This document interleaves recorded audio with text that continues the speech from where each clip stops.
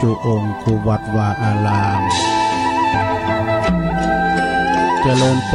นมายังบรรดาปออกไม่ออกตันสาธุชนคนดีทั้งหลาย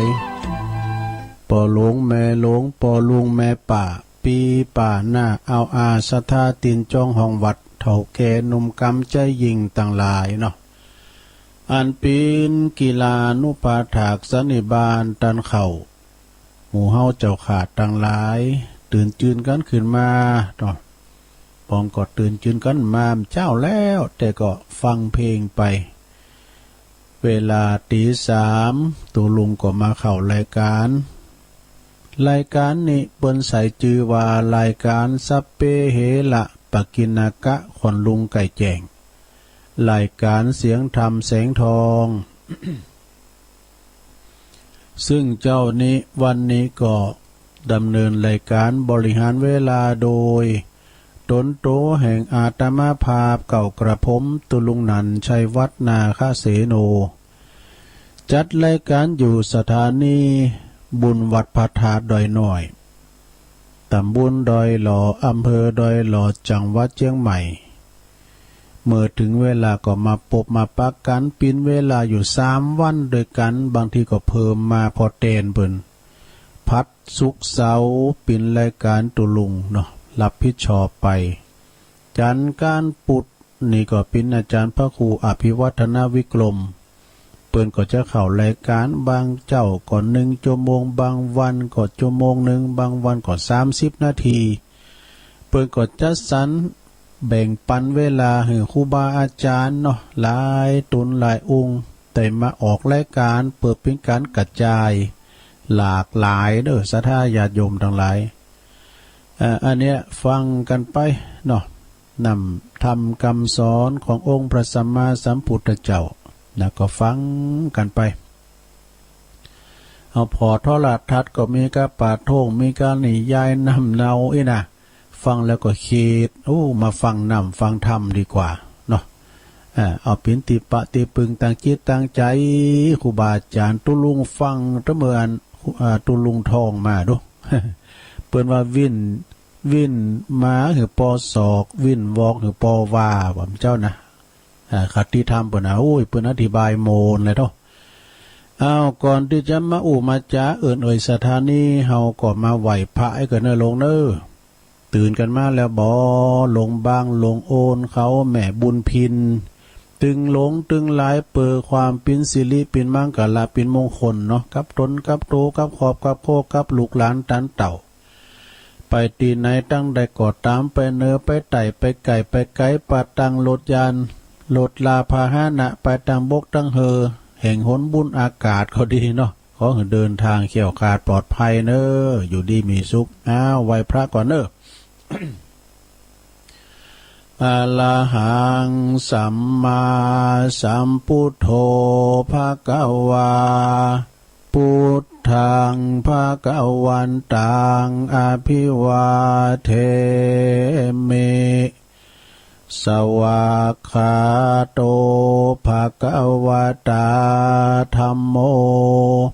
ธัมมังนามัสสามิสุปฏิปันโนภะคะวะโตสาวกสังโฆสังฆังนะมามินะโมตัสสะภะคะวะโตอะระหะโตสัมมาสัมพุทธัสสะนะโมตัสสะภะคะวะโตอะระหะโตสัมมาสัมพุทธัสสะนะโมตัสสะภะคะวะโตอะระหะโตสัมมาสัมพุทธัสสะ อิติปิโสภะคะวะอะระหังสัมมาสัมพุทโธวิจจาจารณะสัมปันโนสุขโตโลกวิตูอนุตตโลปุริสตัมมะสาลทิ สัทธาเทวมนุสสานังพุทโธภควาติสวากขาโตภควตาธัมโมสันติทิโกอากาลิโกเอหิปัสสิโกโอปันนะยิโก ปัจจัตตังเวทิตาโปวินโยเหติสุปฏิปันโนภควโตสาวกสังโฆอุจจุปฏิปันโนภควโตสาวกสังโฆยายะปฏิปันโนภควโตสาวกสังโฆสามิจิปฏิปันโนภควโตสาวกสังโฆญาติตังจัตตาลิปุลิสะยุคานิอัฏฐปุลิสะปุคคลาเอสะภะคะวะโตสาวกสังโฆอาหุนายโยปาหุนายโยตักขินายโยอัญจลิกาลนิโยอนุตตลังปุญญเขตังโลกัสสาติจายันโตโพธิยามุเลสักกายานังนันทิวัตตันโนเอวังตวังวิจัยโยโหหิจายาสุจายะมังคะเล อัปปลาจิตตะปันลังเกสีเสปัทวิปุคัลเลอภิเสเกสัปปะพุทธานังอากาปะโตปโมทติสุนักกตังสุมังกัลลังสุปะปะตังสุหุติตังสุขโนสุมุหุตโตจะสุยิทังพรหมจาริสุปะทักขินังกายกัมมังวาจากัมมังปะทักขินังปะทักขินังมโนกัมมังปณิทิเตปะทักขินาปะทักขินานิกาตวนะละพันตเถปะทักขิเนสัพพิติโยวิวาจันตุสัพพะโลกวินาศตุมาเตภวัตวันตรายโยสุขีติกายุโกภวะอภิวาตานาสีลิสานิจังวุตาปัจจายโนจัตตาโลธรรมาวาทันติอายุวันโนสุขังปะลังเอาแล้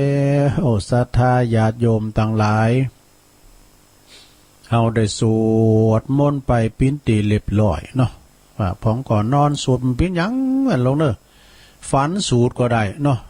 กรรมมันเป็นกรรมดีนะเนาะฝันสูตรแล้วก็ได้รับไปฝันไปรับไปฟังไปนะก็คุณพระติตไลลัตนะคุณพระเกี่ยวเจ้าทั้งสามเนาะคุณพระพุทธพระธรรมพระสงฆ์ใจได้ดลบันดาลมาปกป้องคุ้มครองรักษาครูบาอาจารย์พระสงฆ์องค์สัมมาเนรเจ้าอยู่กับวัดกับวามีสลีตีคาเผยแผ่สัจธรรมคำสอนอยู่กัมจูปูจาอยู่สืบทอดพระศาสนาไปเหิงเมินนานเนาะ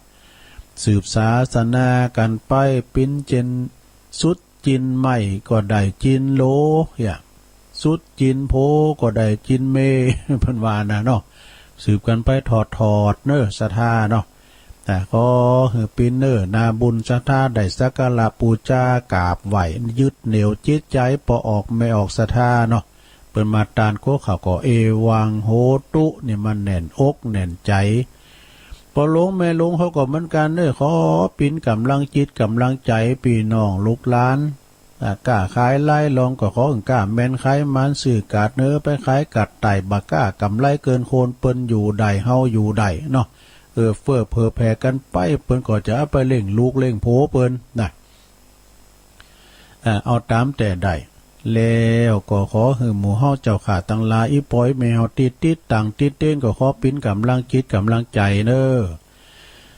อย่างทุลุงวาน่ะนะพอท่อหลัดทัดก็มีกะขาวกะปัดทุ่งกันก้ำจังกะโอเคเนาะฟังนำฟังธรรมดีกว่าเนาะไปเขตแล้วก็เป็นอันหนึ่งอันเดียวกันนำจิตนำใจสู้สังละพะเตปัญญังฟังโดยดียอมเกิดปัญญาอันลายของตังปีอ้ายใต้โหเฮาบึดกันเด้อนะปอเล่งนาลงกิติวงศ์จากแม่อายเซนตุนมือเปิ้นว่าตะลุงเอาอันปุ้งสังขารกันเด้อเป็นหยังเนาะบึดชัยวัดจัดให้ รอสักกรรมเกินแล้วก็จะเอ่ยประตังค่าอันสถานีกะเนาะสถานีวิทยุต่างๆที่เปิ้นมีบุญต่อโสตประสาทหูเฮาที่ได้ฟังกันตึงมื้อตึงวันกันมีเปิ้นในบุโรองค์เตดเน็ตเป้งใดก็ตามเฮาถึงบ่ได้ยินอันนี้เปิ้นกดมาแหละนำเอาสัญญาณเนี่ยนะเสียงนี่ไปสู่ตันผู้ฟังทั้งหลายสถานีวิทยุเพื่อการศึกษาพระพุทธศาสนาและวัฒนธรรม FM 104.50 เมกะเฮิรตซ์วัดฝายหินตำบลสุเทพอำเภอเมืองจังหวัดเชียงใหม่โดยเมตตาบารมีธรรมอาจารย์พระครูสมุวิสุวัตวรกิจโจท่านพระอาจารย์เปิ่นควบคุมโดยตนเองเบื้องหลังความสำเร็จตุเจ้าตายเตาะลอยก็ไล่ตุนนะเปิ้นสลับสัญญาณกามนางกาโอ้วันนี้เอาตุนนั้นเปิ้นออกเนี่ยเปิ้นซับสัญญาณบ่ได้รับบ่ได้นอนนะซะนะโอ้เปิ้นเอาใจใส่เป็นอย่างดีเนี่ยเปิ้นบ่ตอดทุละเนี่ยต้องขอกราบขอบคุณเมตตาบารมีธรรมอาจารย์พระครูเด้อวิทยุคณะสงฆ์อำเภอฝางโดยเมตตาบารมีธรรมในพระเดชพระคุณหลวงปู่พระครูสุจิตานุรักษ์ด็อกเตอร์เจ้าคณะอำเภอฝาง FM 100.25 เมกะเฮิรตซ์เนอะตั้งอยู่ณที่วัดพระบาทอุดมนำบ่อสาวาสำนักวิปัสสนากราบขอบคุณตุปีเจริญโชติธรรมโมโดยพระเจ้าหน้าที่เฮาวัดสันโคงอำเภอแม่อายเปิ้นรีโมทลิงสัญญาณไปดังไปแล้วเนาะสามอำเภอก็ฟังกันไปเนอศรัทธาญาติโยมทั้งหลายแล้วก็บ้านทุ่งเรดิโอ 89.50 นะฮะป่าตั้งอยู่ที่บ้านป่าซักตำบลบ้านกลางอำเภอสันป่าตองปออุดมพุทธวงศ์แรงบึ้มจมง1ตอนบ่าย3โมงเนาะขอบคุณปอดมเนอสถานีแดนดินถิ่นล้านนานะแดนดินถิ่นล้านนา 103.50 ตั้งอยู่ที่บ้านโฮงโง่ตำบลน้ำบ่อโลงอำเภอแสนป่าตองคุณรุจิสมบัติเงาคำก็ได้ลิงสัญญาณตั้งแต่ตี 3 ถึง 8 โมง 7 โมงบนศรัทธานี่นะพี่ใหญ่ใต้หัวเฮาเพิ่นใจดีแล้วก็มนต์เสียงธรรมจากแม่แจ่ม 106.25 เมกะเฮิรตซ์โดยเมตตาบารมีธรรมหลวงปู่พระครูมงคลวิสิทธิ์หลวงพ่อใหญ่เฮาเจ้าคณะอำเภอแม่แจ่มเจ้าอาวาสบุพารามนะวัดบุพารามตำบลช่างเครื่องอำเภอแม่แจ่มเด้อขอบคุณตุปีปัลลัดนะตุปีปัลลัดอุทัยด้วยนะเปิ่นเป็นพระช่างเจ้าหน้าที่เทคนิคลิงสัญญาณไปเป็นตีเรียบร้อยแล้วก็คลื่นคลื่น 101.75 เมกะเฮิรตซ์น่านฟ้าเรดิโอนะน่านฟ้าเรดิโอนี่ก็คุณรุ่งนิรันดร์ปันดอนตองนี่เปิ้นก็ลิงสัญญาณจากแต่ตี 4ตี 3แก่ๆเนี่ยเพิ่นก็จะหับสัญญาณไปอันนี้ครอบคลุมไปหลายเนอะหลายพื้นที่เหมือนกันบ่ว่าจะเป็นอำเภอเมืองแม่ริมสันทรายดอยสะเก็ดสันกำแพงสระปีหางดงสันป่าตองแม่วางแล้วก็ในเขตอำเภอเมืองบางส่วนบางพื้นที่เนาะขอบคุณเนอะแล้วก็ 91.50 เมกะเฮิรตซ์วิทยุชุมชนคนนาน้อยดร.สุจินต์อาจารย์พระครูสุจินต์นนทธรรมด็อกเตอร์นะเปิ้นก็ลิงก์สัญญาณไป 90.75 เมกะเฮิรตซ์เหมือนกันวิทยุชุมชนคนเหนือเขื่อนตั้งอยู่ที่บ้านดุงดำตำบลอำเภอฮอดครอบคลุมไปทางอำเภอดอยเต่าด้วยแล้วก็คลื่น 98.75 คลื่นธรรมะเพื่อชุมชน ขึ้นธรรมะของชุมชนวัดห้วยตองซักตำบลขวงเปาอำเภอจอมทองนะโดยท่านพระครูวาปีวรมานิตและก็ท่านอาจารย์ชวาลิตชัยวังโสอันนี้ก็เปิดลิงก์สัญญาณไปปิ้นตีเรียบร้อยนะแล้วก็ที่เป็นฟังทางแอปทางไลน์ทาง YouTube ก็ดีไลฟ์สดของเฟซบุ๊กของอันวัดไฟหินตัวเนาะแล้วก็ฟังทางไลน์ก็ตามเนาะฟังกันไปเนอะศรัทธาญาติโยมทั้งหลายขอบคุณเนอะที่เพิ่นฟังพร้อมก็ตื่นมาเจ้าละพร้อมก็ตื่นมาเจ้าแล้วพร้อมก็กำลังลุกนี่พร้อมก็ตื่นมาก็ฟังเพลงตั้งเมื่อ2 โมงนะตุฟังเพลงบักเก่าอมตะนิรันดร์การความหลังเนาะย้อนยุคสมัยปอก็ก่อนนี่เป็นบ่าวก็ห้องเพลงนี่นะมันย้อนยุคหรอกเนาะฟังเพลงบักเก่าแห่งความหลังเพลงดังในอดีตนะจากนั้นก็เอาอกเอาใจกันไปศรัทธาได้ฟังถึง2 อย่างกันมาฟังทั้งตุลุงเลยนะอาจารย์พระครูเปิดก็เมตตานะการว่าตุลุงจะออกแล้วอีบอพัดสุกเสาในเปิ่นจะเอาตุลุงทองออกเจ้าหน่อยนะ เผื่อว่าจะได้เปิดเพลงแล้วให้คุณเฒ่าได้ฟังกันพองย้อนยุคลงเลย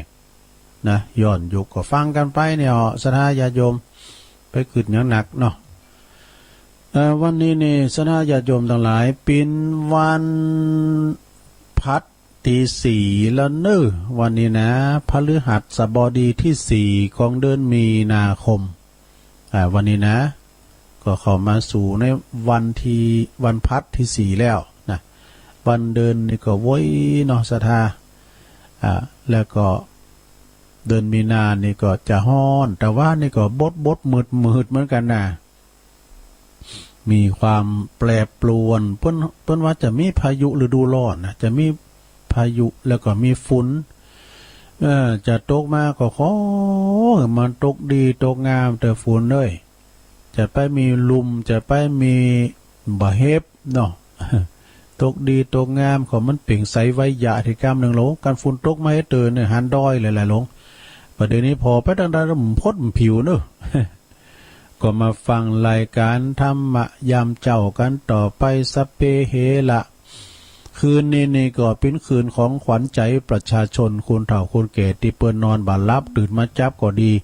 แต่ก่อนนี่ศรัทธาญาติโยมวันนั้นไปงานข่าวดำปะกับท่านพระครูสถิตสารคุณ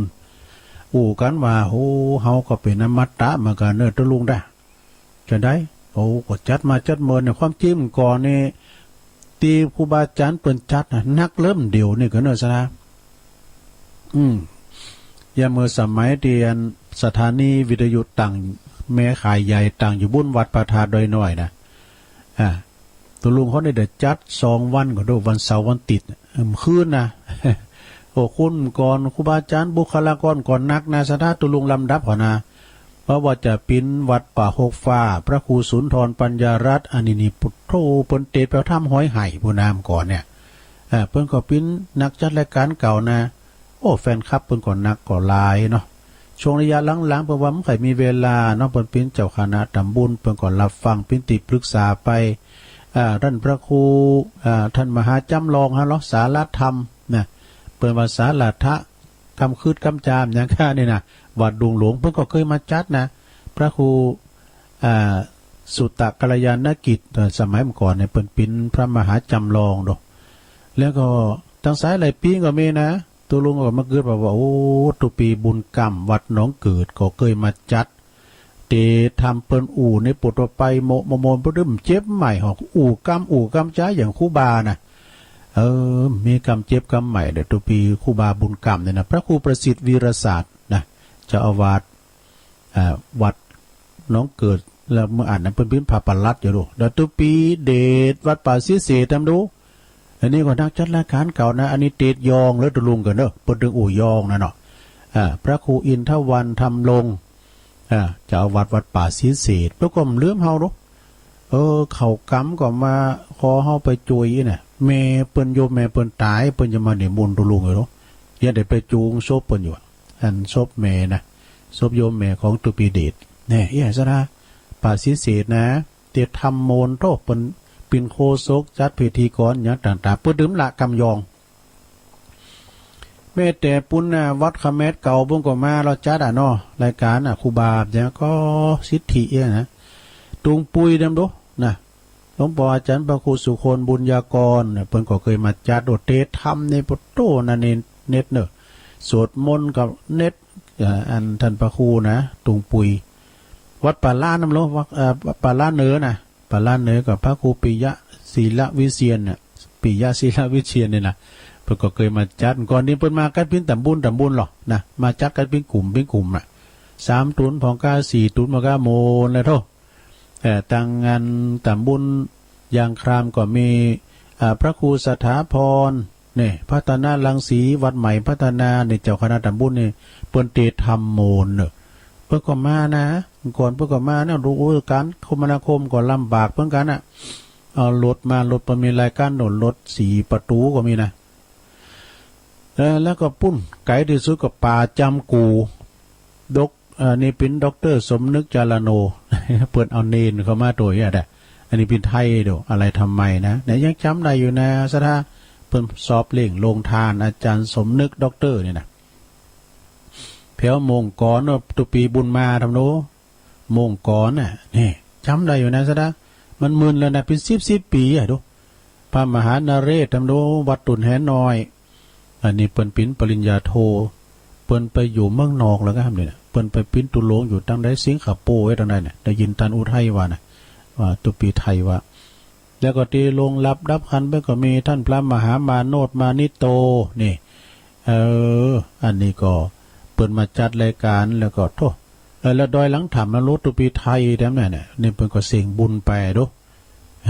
อีนานาสถานเขาลองโหนนึกถึงเนาะเพิ่นก็เคยจัดเนี่ยนะคือพอล่ะตุปีเอโนน่ะสุวรรณตุปีวันตุปีสุวรรณนี่บันวัดหนองหอยวัดใหม่หนองหอยน่ะตุปีกบตุปีวันครับบุญตุปีเอครับบุญโพดมาตังตุปีเจตุปีจีระเดชเขาในยางคามนี่ เนี่ยเพิ่นจัดเพิ่นเคยจัดมานะสะดา มานึกถึงดูไปปอพระครูปัญญาพิสุทธิ์เนี่ยเลขาเจ้าคณะเลขานุการเจ้าคณะอำเภอบ้านห้องแล้วก็เปิ้นพิ้นเจ้าคณะตำบุญ2 แควตัววัดทุ่งท้อดูอันนี้โตเก่งเนอะสารธรรมอย่างต่างๆตุลุงก็ยังได้ฟังอยู่แล้วก็หมู่ไก่หมู่หิมเนี่ยดูท่านพระครูปัทวนท่านพระครูธรรมธรปัทวนอภัยโยวัสิริมังคลาจารย์นี่อันนี้ก็สวดมนต์เก่งเนอะเขากำทางการในเปิ้นประกบกูไม่กูกันดึงท่านพระครูกัลยาณปราโมทย์สวดมนต์เก่งแต่ตุปิโยนนี่นะแล้วก็ท่านพระอาจารย์สมชายธรรมทินโนวัดใหม่พัฒนารามอันนี้ก่อนนักเทศประจำอำเภอเขานะเปิ้นเทศทำปืนเมืองอย่างทำตุโจกก้า ทำเปิ้นเสียงหลงทำมหาลาดไกลน่ะโทษนี่ลองลำดับพอเราตะลุงสดาญาโยมทั้งหลายเนี่ยเปิ้นหมู่นั้นตั้งหลายเปิ้นก็เป็นผู้ฟังไปแล้วเปิ้นได้มาเพราะจังเพราะว่าเปิ้นก็มอบไม้กับต้นอื่นเนี่ยอย่างตุลุงเขามันจูเก้ากลางได้นี่จูเก้ากลางพินามาตะอยู่นี่แหละเฝ้าเสา อาจารย์พระครูสถิตว่าเฮานี่ก็เป็นอมตะเนาะตุลุงได้ขอให้อนันตญาโยมเนาะสำเตยห้อมจัดให้ว่าเนี่ยเปิ้นหวยหาดูตัวเจ้าเขามีไหนเนี่ยโทรกันไปโลนี่คนเฒ่านะก็แสดงว่าเปิ้นฟังกันเนาะก็ปิ้นกำลังจิตกำลังใจกันไปศรัทธาญาติโยมทั้งหลายคุณเฮาเนี่ยกำลังใจเนี่ยมันดีขึ้นมาเนี่ยมันก็มีพลังม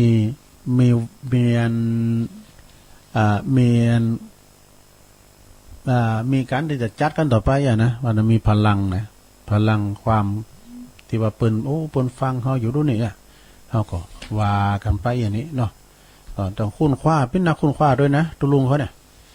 เป็นนักคุ้นคว้าที่เฮาได้ฟังกันเนี่ยเนาะเดี๋ยวกันเด้อตุลุงเอาไปไว้ไหนครับเท่าเดียวก็อย่างพี่บ่ายเหมือนกันนะตุลุงก่อนกีมทาวันนี้ทำกันบ้านเจ้าเนี่ยวันนี้มีเตะทำตัวเนี่ยแรงบึดเอาทำตัวอุ้ยมาเตะเนี่ยตุลุงคือพอล่อวันหนึ่ง2 ชั่วโมง2 ชั่วโมงวันนี้4 ชั่วโมงก็เดียวบุตรก็ได้ทำกันบ้านวันนี้ก็สัปปะละปะทะไปก่อนเนาะสัพเพเหระก็เดี๋ยวจะจัดเห็นนะท่านพี่ไอใต้โหเฮานะพอเลงนาลงกิติวงศ์ โตพวกเอาปรุงสังขารในกำรอเอาก็ได้กะเดี๋ยวเสวัดจัดให้อาจจะจัดปรุงสังขารว่าด้วยกันเด้อว่าคนเดียวตุลุงขี้พิษว่าด้วยกันเนี่ยปรุงสังขารนะเอาว่าก็ว่าเจ้าว่ากันเด้อว่าด้วยกันดู มนุษย์เราเกิดมาทำไมนิพพานมีสุขอยู่ใหญ่มิไปตัณหาหน่วงหนักหน่วงชักหน่วงไว้ฉันไปไม่ได้ตัณหาผูกพันห่วงนั้นพันผูกห่วงลูกห่วงหลานห่วงทรัพย์สินสลิงคานจงสละเสียเธอจะได้ไปประนิพพานข้ามบนพบสามยามหนุ่มสาวน้อยน้ำตาแช่มช้อยงามแล้วทุกประการแก่เท่าหนังยานล้วนแต่เครื่องเม้นเอ็นใหญ่900เอ็นน้อย9,000มันมาทำเข็นใจให้ร้อนให้เย็นเมื่อยขบทั้งตัวคนคิ้วก็ขาวในตาก็มัวเส้นผมบนหัวดำแล้วกลับงอกหน้าตาเว้าวอกดูหน้าบัดสีจะลุกก็โอยจะนั่งก็โอยเหมือนดอกไม้รวยไม่มีเกสรจะเข้าที่นอนพึงสอนภาวนาพระอนิจังพระอนัตตาเราท่านเกิดมารังแต่จะตาย ผู้ดีเข็นใจแล้วก็ตายเหมือนกันเงินทองทางนั้นมิติดตัวไปตายไปเป็นผีลูกเมียผัวรักเขาชักหน้านี้เขาเหม็นสากผีเปื่อยเน่าผุพองหมู่ญาติพี่น้องเขาห้ามเอาไปเขาวางลงไว้เขานั่งร้องไห้แล้วกลับคืนมาอยู่แต่ผู้เดียวป่าไม้ชายเขียวเลี้ยวไม่เห็นใครเห็นแต่นกเห็นแต่ฝูงแร้งเห็นแต่ฝูงกาเห็นแต่ฝูงม้ายื้อแย่งกันกินดูหน้าสมเพชกระดูกกูเลี่ยรายแผ่นดินแรงกามากินแล้วเอาเป็นอาหารเที่ยงคืนสังงัดตื่นคืนมินั้นไม่เห็นลูกหลานพี่น้องเผ่าพันธุ์เห็นแต่นกเขาจับเจ้าเรียงกันเห็นแต่นกแสกร้องแรกแหกควันเห็นแต่ฝูงผีร้องไห้หากันมนุษย์เราอย่าหลงนักเลยไม่มีแก่นสารอุตส่าห์ทำบุญคำจุนเอาไว้จะได้ไปสวรรค์จะได้ทันพระพุทธเจ้าจะได้เข้าพระนิพพานอาหังวันทามิสัพพโสอาหังวันทานิพนาปัจจโยโหนตุจบลงจบแล้วเนอะนี่อันนี้เปิ่นคอมาชัยวัดจัดให้ พอเล่งนานลงนะกิตติวงศ์เปิ่นอยู่เมืองฝางบุ่นไม่อายบุ่นนะก็จัดให้ไปเรียกอะเนาะสะท้าเนาะเนี่ยแสดงว่าเปิ่นฟังเดี๋ยวเปิ่นคออย่างเปิ่นคอฟังเพลงอย่างกันมีรักแฟนธรรม ฟังธรรมกันไปสะท้าญาติโยมทั้งหลายเนาะมันเป็นคำสอนทั้งนั้นสะท้าญาติโยมเนี่ยสัจธรรมทั้งนั้นนะเนี่ยอันกรรมปรุงสังขารเนี่ยนะจะลุกก็โอยจะนางก็โอยเหมือนดอกไม้โรยมันมีเกสรเนี่ยพอล้อก่อนในปวดหัวเฮานี่ดีดพืชยากาพื้นนี่ลุงมาเมื่อเจ้าเมื่อจีเนี่ยเปิ้นหนาวกันก็ตื่มหนาวไปซ่อมกอกซุกนี่ ก่อนนี่มันก็กอกอยู่หิมหวยลุงมาจอมแจงก็ตามเตี้ยนนี้ซอเกมตีนกันก่อนนะ ไปก็ ไปก่อนได้เปรียบไปก็ส่องนี่แต่ตาไผตามันเอานี่ไปก่อนเปิ้นได้น้อยแล้วเปิ้น ไปซ่อมกอกซุกนะกอกมันโตอ่ะมันแตนหาแล้วมันพอบัดทีเปิ้นไปกับลุงนี่นะได้นักเลยเฮากันเนี่ยแล้วโมงแถมลุงมามเจ้าจีนะก่อนนี่ไป ปิ้นมีกำมงเกี่ยวมงงาเนาะมงคำเอาเขาก็มีมงเสวยนะเขียวเสวยก่อนเปิ้นจะมีอย่างนั้นมงอกหล่องเนี่ยก่อนอกหล่องการเฮาไปก็ไปสอหาก็การมันหลุนลูกมาเนี่ยก็ไปเก็บนี้มงงาเนี่ยเราเอามากับเข่าก่อนนี่มาดูดีดูลำได้ มงดิบกว่าตามเด้อเพิ่นว่ามาย่ำสุกเด้อก็ไปหลักปุดหลักยิงเนี่ยเปิ้นมาเอากุ้งสติกยิงเนี่ยเปิ้นมามกหมายมันดีนี่ก็เอาแล้วมาฟานเอามาเจน้ำปลาเนี่ยมงเจน้ำปลาเนี่ยมงหวานโอ้น้ำลายปูทำได้กินดิบก็ครบในควักคุยเดี๋ยวนี้กีบเนี่ยก็มันได้เข็ดเขียวลงก่อนนี้อันเดียวนะเนาะไปปดไปยิงกันเนี่ยนำเตนะเปิ้นค้างไหนก็ไปอาหารก่อนนี่ก็เก้ามันกวยกาในออนในน้ำก่อนน้ำกวยกาเมืองเขาเนี่ยไปเลี้ยงควายที่หอมไม่ตึงเก้ามันกวยกาไม่หันเก่าเขาไม่ลงน้ำเปิ้นก็ค้างไงได้เด้อเปิ้นค้างไงได้เด้อตัวก็เปิ้นค้างไหนก็ไปเอาหันวันนั้นเอาคุณละอ่อนก่อนได้ก่อนหน่วยยังน้อยไปบิดแล้วเปิ้นมากินเนี่ยนุมันกั่นก่อนนะมันจะมีของกินหนักลงก่อนนะของกินก็มันจะมีหลายกินยังก็ดูดีดูลำหน่วยพักยังก็มันมีดูเขาก็ห่อไปเนี่ยไปห่อเขาได้ไปก็มีนะปุ่นเอาไปซอเอาของกินตะหนาวะถีปลา ถีปลาเต้งปูอย่างมันมีมดสมัยเมื่อก่อนนะ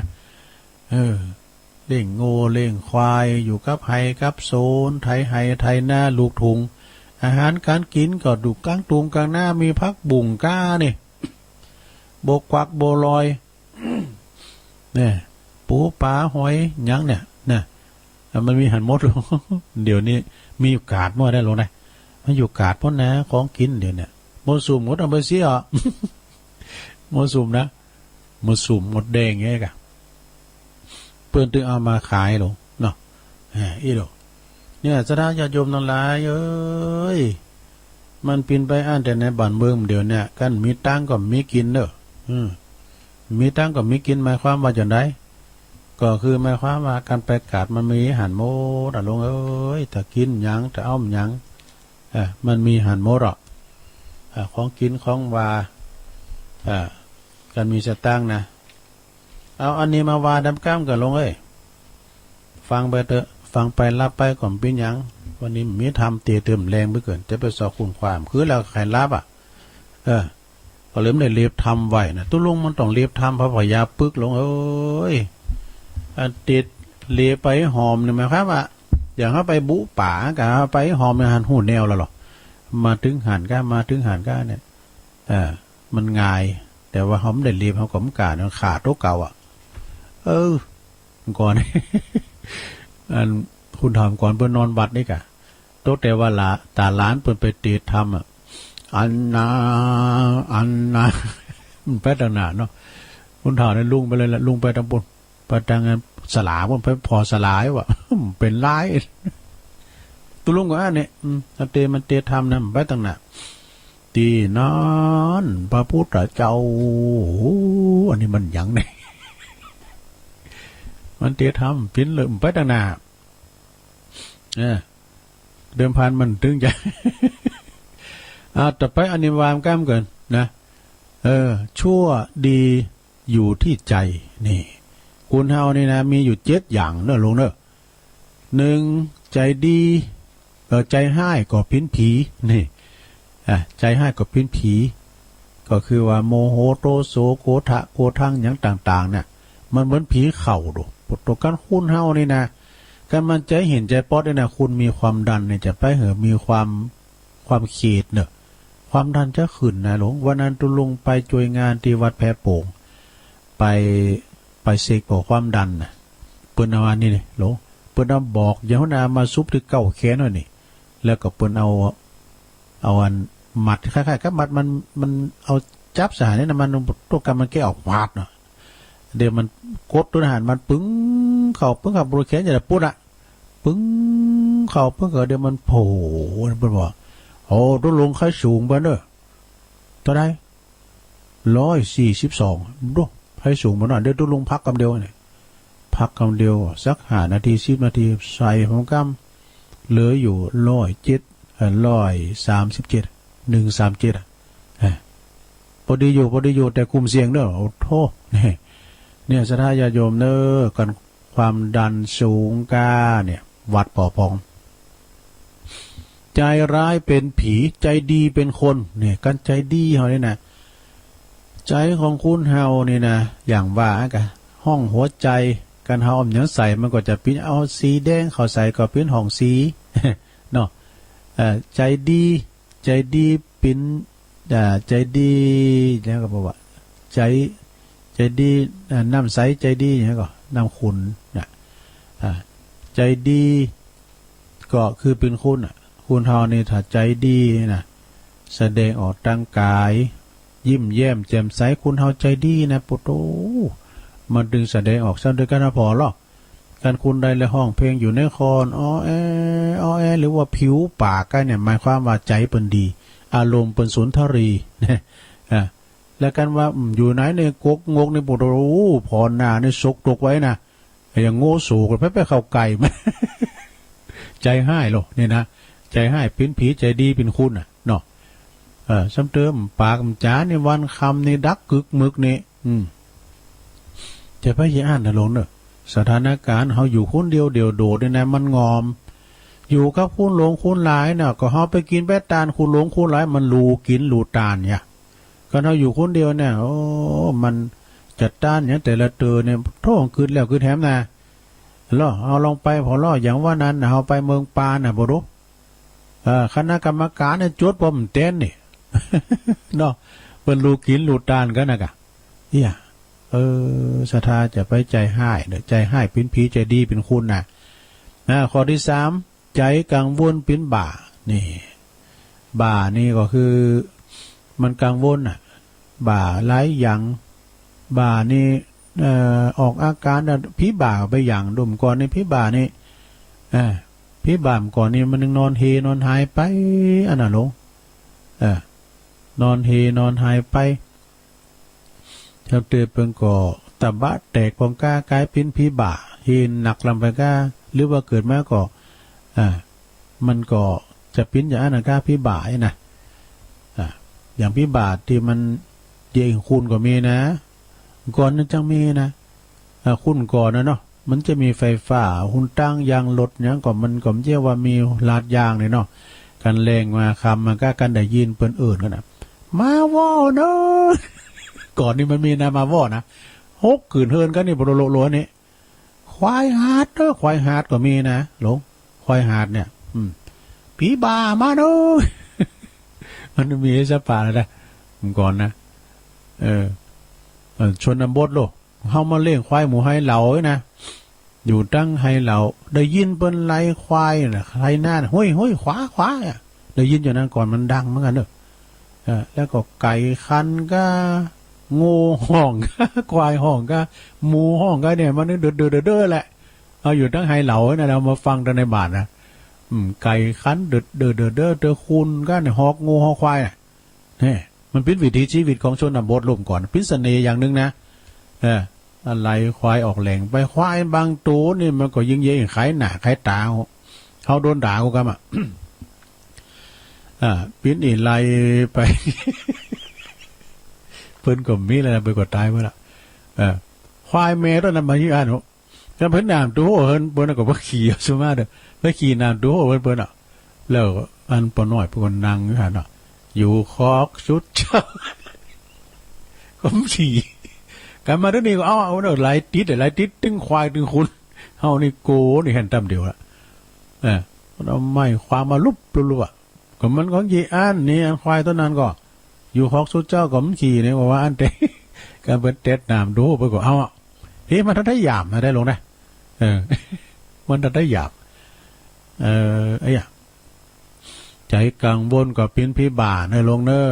เนาะใจกาก็เป็นนักหลบทำแล้วอันเป็นนักหลบทำแล้วคุณเฮาเนี่ยสดาญาติโยมเฮาใจกาเนี่ยนะก็เป็นนักหลบคุณเฮาเนี่ยมี4 อย่างนะอาจารย์เป็นเทศนะตุลุงก็ลืมไปแล้วนะคือตุเจ้าในเป็นนักหลบ นะนักรบของพระชินวรนักรบต้องมีกองหนุนต้องวางแผนต้องมียุทธศาสตร์นี่ประเด็นนักรบเขาเคียมไปหน่อยลงเลยนักรบก็คือพระชินวรเป็นทหารของพระชินวรนักรบภายในเนี่ยนะอ่อนไปหน่อยสถานเนอะก็จะไปละวัดละวากันเนอะลงเนอะถ้าให้ดีที่ห่างก็ว่ากันไปเด้อตู้เจ้าพันเนนก็เข้มนะถึงมื้อถึงวันเนี่ยมันจะมาปุ๊บแล้วก็มาเข้าองค์เฮนเลยเดี๋ยวมันใจดูต่อมาฝึกการสวดมนต์การเทศเนี่ยว่าจะเอาสวดมนต์มาว่ามีไหนเนี่ยจะได้ญาติโยมทั้งหลายมันมีไปอย่างนั้นนะต้องมีการสวดมนต์การสังฆาเนี่ยบทตัวลงเนี่ยเอายังเนี่ยมันก่อนนะเดี๋ยวนี้แค่ว่ากินของเก่าเนอะมาเห็นหมายถึงใดนี่มันล่ำคุมไปแล้วเน้นเขานี่เน็ตได้กะเขาพอหนังสือเนี่ยมาตุ้นซ้ำตุ้นก่อนพอแล้วมันสวดถึงวันเนาะแล้วก็ตุลุงก็มาคือว่าการไปสวดมนต์เต้นเนี่ยก็มันก็ได้ดีครับผ่าเม็ดนี่เหมือนกันนะมันคุมหนาคุมคลายได้พวกเขาดื่มพวกเขานี่กุศลธรรมะอากุศลเดือนนี้ขึ้นมีเพลงเฮนครับล่ะมกรากุมภามีนามกรากุมภามีนามีแล้วมีเพลงนะแล้วมันพอดังเลยใจกล้าเป็นนักรบนี่นักรบดีต้องมีอาวุธดีคือปัญญาเนี่ยสดาเนาะครูบาอาจารย์นี่เปิดมาศึกษาหามเห็นต้องหู้ประวัติศาสตร์ประวัติพระพุทธเจ้าก้าหู้การสวดโยโกห้องเตดน้ำเตดธรรมใดนะเอาตัวหลอดนี่นะปันศีลปันป้อนใดแล้วก็อธิบายธรรมะใดอันนี้เอาตัวหลอดจบนักธรรมในปิ้นเจ้าวาใดใจสงบเป็นนักปราชญ์นี่จิตใจสงบนะเป็นนักปราชญ์ราชบัณฑิตปุโนแล้วใจฉลาดก็เป็นบัณฑิตทำแล้วนี่พระบัณฑิตอาสาเนาะพระปริญญาพระบัณฑิตอาสาแล้วก็ใจไม่ยึดติดคือนิพพานเนี่ยมันจะยึดติดโดยนสราญาโยมมันจะยึดติดแล้วเอานี่ลำก้ามรอเราลองไปแอวงานศพนี่สระอานิสงส์การไปทำบุญงานศพมี6ประการนะหลวงเนี่ยไปงานศพนะ1ไปแสดงความเคารพนับถือต่อผู้ตายเนี่ยไปสุมาคารวะไปอโหสิกรรมเนาะเมื่อก่อนนี่เป็นจิถูกหรอกกายกรรมวจีกรรมมโนกรรมบางทีอาจจะได้ลงล่ำกรรมเกินไปได้ติชินนินตาได้วากันได้กล่าวได้ดุได้ด่าก็ขอสุมาลดตัวลดภัยหน่อยนะอันที่ปิ้นนี่เนี่ยก็ยกเลิกกันเลยเนาะนี่เป็นมีอย่างอี้หรอก็ที่2เนี่ยก็ไปหันน้ำใจเจ้าภาพไปแสดงน้ำจิตน้ำใจกับเจ้าภาพลูกหลานเปิ้นขอแสดงความเสียใจด้วยเด้อเบียร์น้าบุญประมาทดึงอ่านนี่แสดงน้ำจิตน้ำใจฮับสังแกนเนอะแน่ได้แล้วหรอข้อที่3นะซึมซาบสัจธรรมนี่เฮาไปงานศพเนี่ยได้ธรรมะหลายอย่างนะซะนะได้ปรุงสังขารเฮาตัวอย่างเฮาวามเจ้านั่นก็ปรุงสังขารคุณเฮามนุษย์เกิดตายชีวิตวางวายเหมือนกันตัวหนานะไผจะอยู่รอดปลอดภัยพุ่นบางคนก็ตายหนุ่มตายกรรมบางคนก็ตายเฒ่าบางก็วัยกลางคุณมันก็แล้วแต่บุญไผกรรมมันได้ไปซึมซาบนะไปงานศพหรอกไปงานศพนี่นะแต่ซึมซาบลดสัจธรรมตุเจ้าเปิ้นมาเทศน้ำเทศธรรมก็ฟังกันไปนะฟังน้ำฟังธรรมเกิดแก่เจ็บตายเป็นธรรมดาแล้วก็ข้อที่4ได้มัมเนี่ยกินข้าวตุ่มดูเปิ้นมีข้าวตุ่มอันข้าวตุ่มนี่ก็ไปฟังเอามาเล่งกันเด้อลงเด้อก็แล้วว่าเวลาดูเจ้าเทศกำลังไปสักกึ่งสักกลางเอาแล้วแม่บ้านยกข้าวตุ่มมาเนี่ยก็เดี๋ยวมันโกลาหลดูผมก็ได้อันนี้ได้แล้วพุ่นเอาน้ำปลามาน่ะจ้อนมันถึงโกลาหลแล้วกินข้าวตุ่มนี่มันแห้งดูเจ้าเทศไปด้วยก็คืนน้ำลายไปด้วยสะท้ากินไปตัวพอหน้าดูเจ้าก็มันทรมานกันไปฝ่ามาเล่งกันเด้อนะเนี่ยฮันได้เตียชัดได้ก็แกะในหมูขามอันเนี้ยนะดอกเนี้ยน่ะมันตีปนโข ดอกท่านตะวันกันนะรูปลับเนี่ยก็ล่ำเหมือนกันนะได้ซึมซับรสสัจธรรมและได้หม่ำข้าวตุ่มแล้วก็ได้ชุ่มได้ชื่นชมของช้ำรวยนี่ของช้ำรวยเปิ้นมีดูวันนั้นดินไหนเนี่ยอำเภออย่างนะปุตตะเปิ้นแจกใบปันอ่ะเปิ้นก้าไว้ปันฉบับนะคนที่เปิ้นตายนะ1,000,000 บาทอ่ะนะปันฉบับเนี่ย1,000,000 บาทเปิ้นว่าเอาไปเป็นของช้ำรวยครับกับอันแขกผู้มีเกียรติเปิ้นไปแจกปุ่นเนี่ยไปแฮวปุ่นนะไปวางดอกไม้จันทร์แล้วก็มารับของช้ำรวยนะเป็นซองแดงดอกเป็นอ่างเปา เป็นปัจจัยปั้นเนี่ยปุโธคุณเนี่ยปุโธติ้มนั่นน่ะปุโธ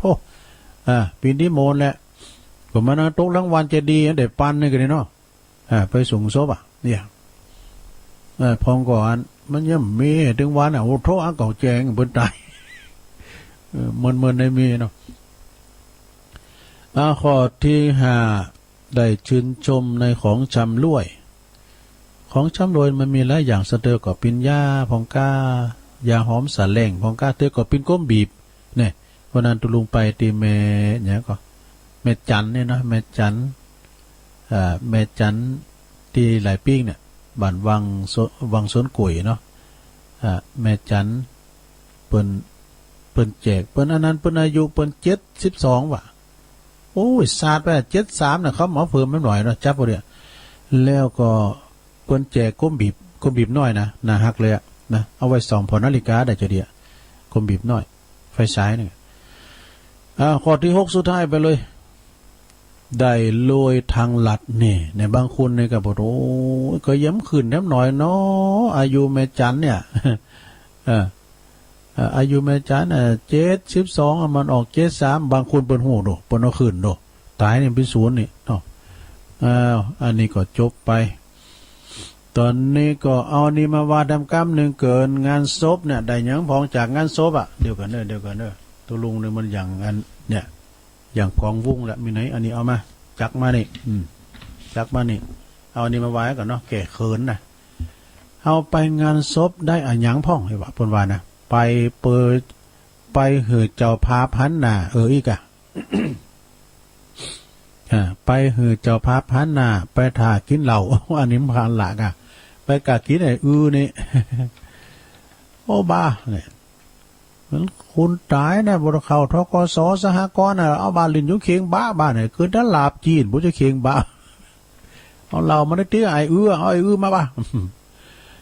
ไปเฝ้าวงไฮโลไปโซเซอร์ผ้าไปถ่าเอาบุญอันนี้ดีเนอะไปถ่าบุญนะช่วยเปิ้นกะไปถ่ากะกินอย่างเดียวเห็นได้น่ะช่วยเปิ้นคุณโตคุณเต้นคุณเขาอีมานั่งเนาะช่วยกันเพราะว่างานนี้มาต่องานส่วนร่วมงานปีนงานตายเนี่ยนะไปถ่าเอาบุญไปอุดหนุนเจ้าภาพนี่ไปกินลาบไก่แจง พี่น้องไก่แจงเพิ่นมีโดเพิ่นลิ้นก็โดเอา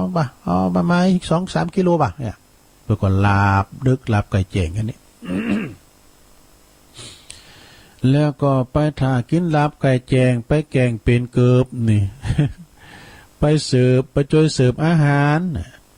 ไปผานเจ้าภาพ มาผานเจ้าภาพลิ้นอยู่เคียงบะน่ะกะไปกราบศพนี่ดีกะไปลบรอไปผอเมเจ้าบ้านมันมีหันหมดดูในบ้านงานศพนะพร้อมก็แต่งตัวมาโซพร้อมก็ใส่แว่นใส่ก้อยเลียดใส่แขนแว่นใส่ก้อยสอยสังวานพร้อมมีอย่างเหลือแก่ทุบเขียวตัวเก่าออกไปหลิมนึงเอาเขียวค้ำใส่ไว้จ่าเจ้าตัวลุงอันนั้นใส่แว่นเนาะวันนี้วันอย่างเจ้าตัวลุงก็ใส่เขียวค้ำตัวเนาะวันซิดกะ วันติดได้งีเขียวหน่อยเนี่ยแกงผักฮี่เนี่ยไปผอเมเจ้าบ้านมาตามประเพณี ความจริงไปงานศพได้หลายอย่างนะสนะได้ฟังเทศฟังธรรมวันนั้นเนี่ยศพของปนานสีวันเนาะแหล่งป่าเนี่ยเป็นอยู่ตั้งบ้านจ้างกรรมก็ค่ะเนาะตุลุงก็หันในคลิปนะเพิ่นเป็นนิมนต์ท่านพระอาจารย์สมุโอฬารว่าดูเมืองฝางพวกนั้นน่ะไม่อายเนาะมาเทศดูโอ้ก็ปึ้งเปิ้นเทศโมนเลยกันเนาะ ตุลุงก็ติดตามฟังเปิ้นเตดโมนไปแพ้วในแพ้วบอกว่านี่เปิ้นนักเทศหรอดงหลวงเปิ้นก็มาลูวัดดงหลวงมาฟังเปิ้นเทศว่าโอ้ก็คุณหนุ่มคุณกามได้หนุ่มแล้วลุงจัดหนักนะเปิ้นกินกับสิ่งนี่ก็ไว้พิปฏิภาณเปิ้นดีเนาะเนี่ยศรัทธาญาโยมมา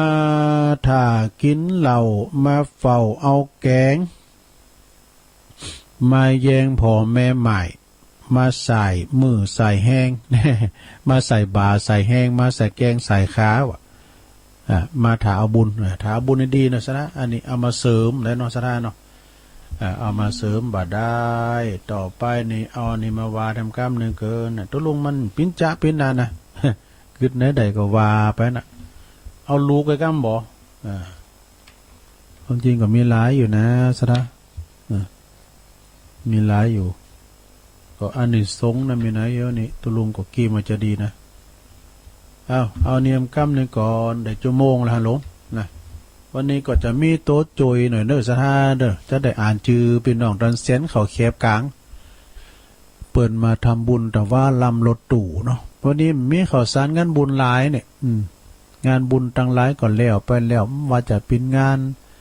วังดินก่อตามแพะโป่งก่อตามหลายตีนะวัดดอยแก้วเลี้ยวกันไปนะมีกำกี่วัดก็เดียวก็จะได้ประกาศประชาสัมพันธ์ถึงครูบาอาจารย์ที่เปิดฝากประกาศมาเนาะเอาลูก5ประเภทก่อนนี่ลูก5ประเภทลูกแรกลากเลิก ก่อนทำบ่มีนะลูกแรกลากเลิกตุลุงก็เคยตีดเหมือนกันนะปินท่าเมืองเนี่ยก็โดยเฉพาะก่อนลูกบางพ้องก่อนได้ดีกับลูกกับเต่านะมีหันลายเนี่ยก่อนเนี่ยโอ้มันเนี่ยมาหายล้ำเลยนะลูกมีคุณเดียวเลี้ยวหัวเลี้ยวหัวต่อครบหมูครบแว่นแล้วก็ขึ้นทิ้งการเฮนเอาเข่าเฮนจบแล้วได้ทำงานขึ้นได้จัดดีเนี่ยก็เลยปิ้นลูกแก้วลูกแสงลูกปอแปลงหอแปลงเฮินปอซื้อรถปอว่าดูนี่มันปนขอดมาแล้วลงเอ้ยเนาะยามมันใหม่ๆมันวัยรุ่นเนาะหัวเลี้ยวหัวต่อยามกำลังศึกษามันก่อนตุลุงเขาจะให้เนาะก่อนเนาะไม่ลงเขาให้นั่นก้าก่อนลูกเต่าก่อนให้เพียงได้ก็โก้ปอโก้แม่เนาะอันนี้หาประเภทมีลูกอย่างบอก1ลูก2ลาก3แลก4ลอก5เลิกไม่ห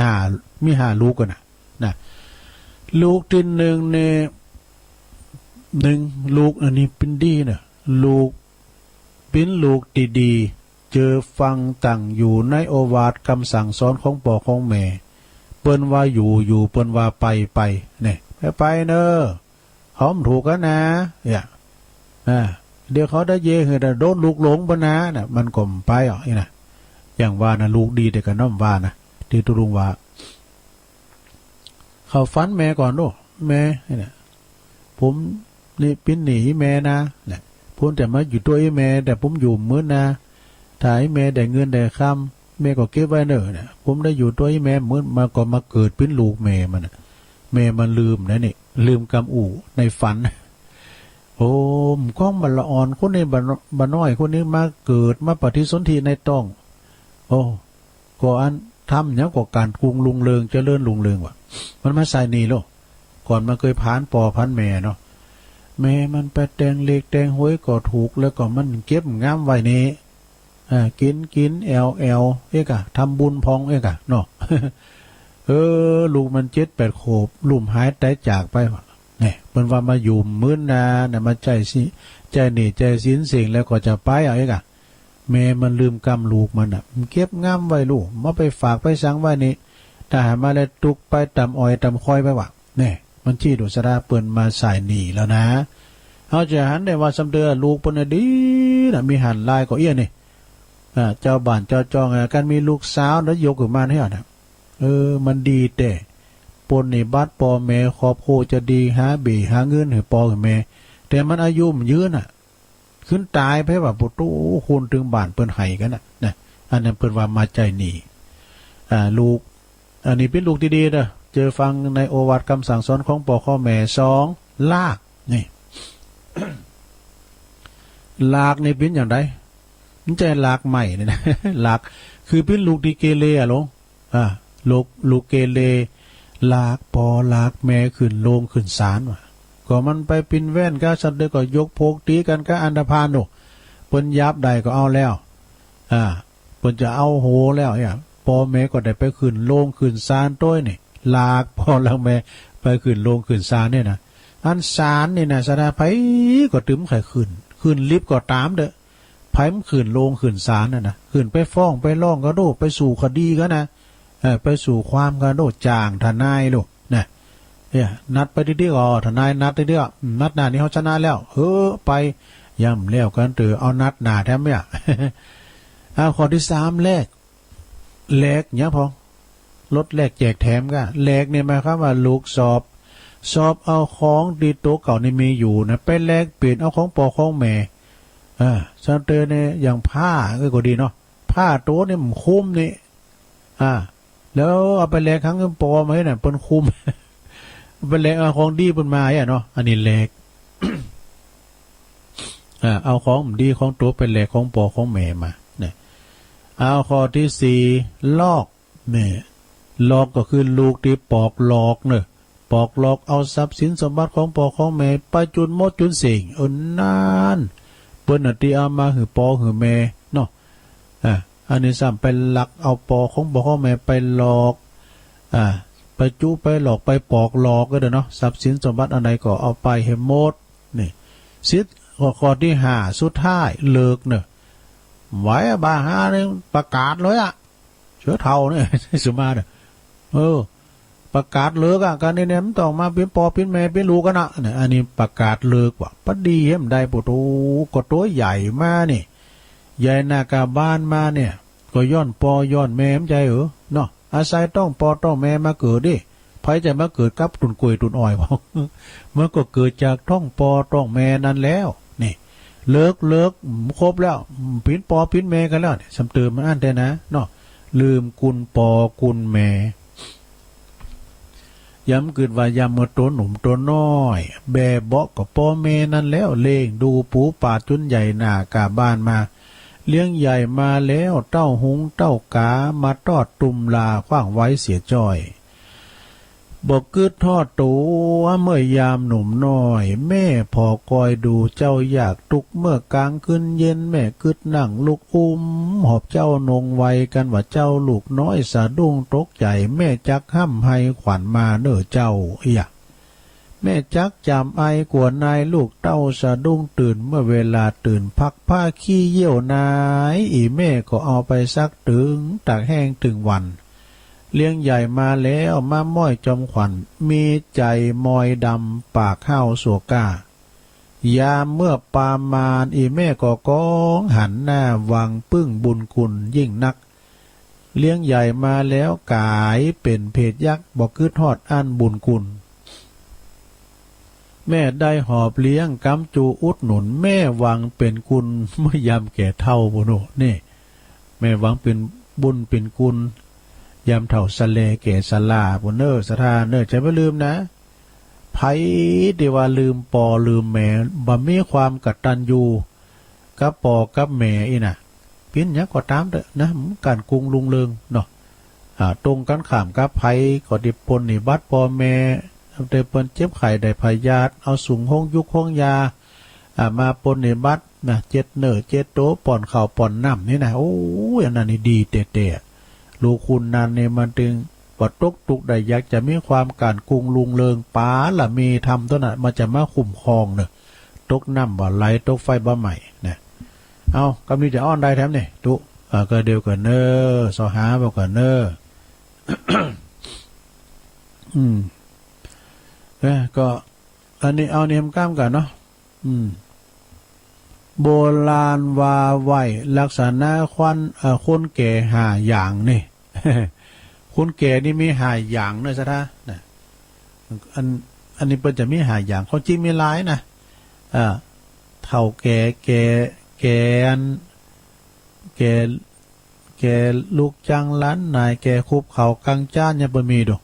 ระบบว่าอันนี้นะอันนี้เปิ้นว่ามีอยู่หาอย่างแก่หาอย่างมีหยังพอง1 สอบของขมกะสอบของขมสองชมสาวสวยวะชมของเก่าก้าเนาะเพิ่งเขียนไว้นะสามจวยศาสนาในอีกดีกะสี่บ่าของเก่าห้าเราความหลังเนี่ยตุลุงกว่าไทยเถ่ามันก็ได้มีสอบเราความหลังนะเนี่ยกว่าไทยเถ่าก็หูโตอยู่ก้าหูโตลูกก็โอยนางก็โอยเลยจะลูกก็โอยจะนางก็โอยนะทั้งเต้นนั่นละเอานี่มาว่าทำกรรมหนึ่งเกินศรัทธานะเวลาตุลุงเปิดเลอะเนาะมันได้ตีธรรมเนี่ยก็เอากล่อมอยในหนังสือของพระอาจารย์นิพนธ์คนโคราชปนมอบเลยนะปินโตจุยเนี่ยปินโตจุยนะที่สุด6ประการนี่ที่สุดถึงที่สุด6ประการไม่ยังเผาหนึ่งทะเลาะกับเมียใจเสียที่สุดนี่ มันถึงพิษกันน้อมว่าเฮาว่าอย่างอู่ว่าเอาไอจงกับปีแจ่มเนาะ มันก็มีกันพองเนาะนะสถาเนาะโพเมอยู่ด้วยกันมันจำเป็นมันก็พิษพ้องมองใจกันพองกับพิธรรมดากันเดียวก็ดีกันเนี่ยเด้อเนาะกันเดียวก็ดีกันเน่นะสองทะเลาะกับผัวปวดหัวที่สุดนี่พอมันนะกินเหล้าดีนี่กินไอ้ดีนี่เนาะก็เขาก็ปรับจูนเขาหากันมันชอบเขาก็กินไอ้นะแต่มันย่างบ่ได้มันหายไอ้ไปแล้วมีตัวทุกอย่างเหมือนกันเนอะการเขากินไอ้เนี่ยนะกินหนักๆก็ไม่ได้กันมันเมาแล้วปะโตมันดึงขาดสติประมาทพังเพ้อลงลืมมาละขี่รถก็โวยนี้นะมาดื่มโคตรตายนี่กันมันเมาไหมนะปะโตขอหาม5ใบตีมันก็ระบาดการหันเปิดมาเนี่ยปะโตกำละกุยนี่ปะโตกำซะกำซะเหอมือปูออกเนี่ยก็เปิ้นมาดึงหา6คุณโตคุณเดียวเนาะลงไปพอกับปะโตปจะลุ่มใส่เนาะนี่เนี่ยจะไปเนี่ยเปิ้นมีโตเปิ้นว่าเนี่ยก็เนี่ยเมใส่ท่องจังหวาน่ะอันสุราเมรัย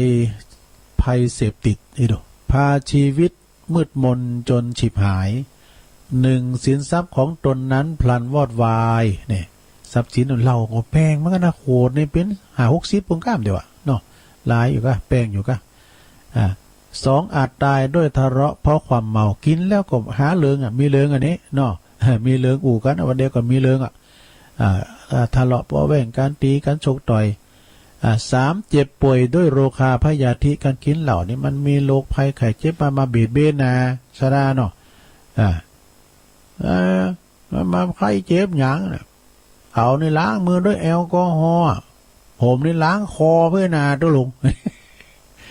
ล้างลำไส้ดูนะบรรทะลุปูปังบ่ได้เจอโรคเขาแอลกอฮอล์ล้างมือเอาเจลผมเล่นแอลกอฮอล์ไปด้วยล้างคอถูกมันว่ากันนั้นเนาะไอ้ด้วยคนตำหนินินทาพาอับเฉาเนี่ยกันเมาเหล่ามันถึงจะได้หูเผิดอ้ายเนี่ยโอ้อันนั้นเป็นไผ่เดี๋ยวนั้นแน่ก็เมาเหล่านี่ไปยุบเฮกลางกล้องนี่โอ้ก็โผล่อีกค้ำมากันสุมาเด้อก่อนนี้มีแต่นะคุณขี่เหล่าตัวลุงเบี้ยน้อยนะพอนะ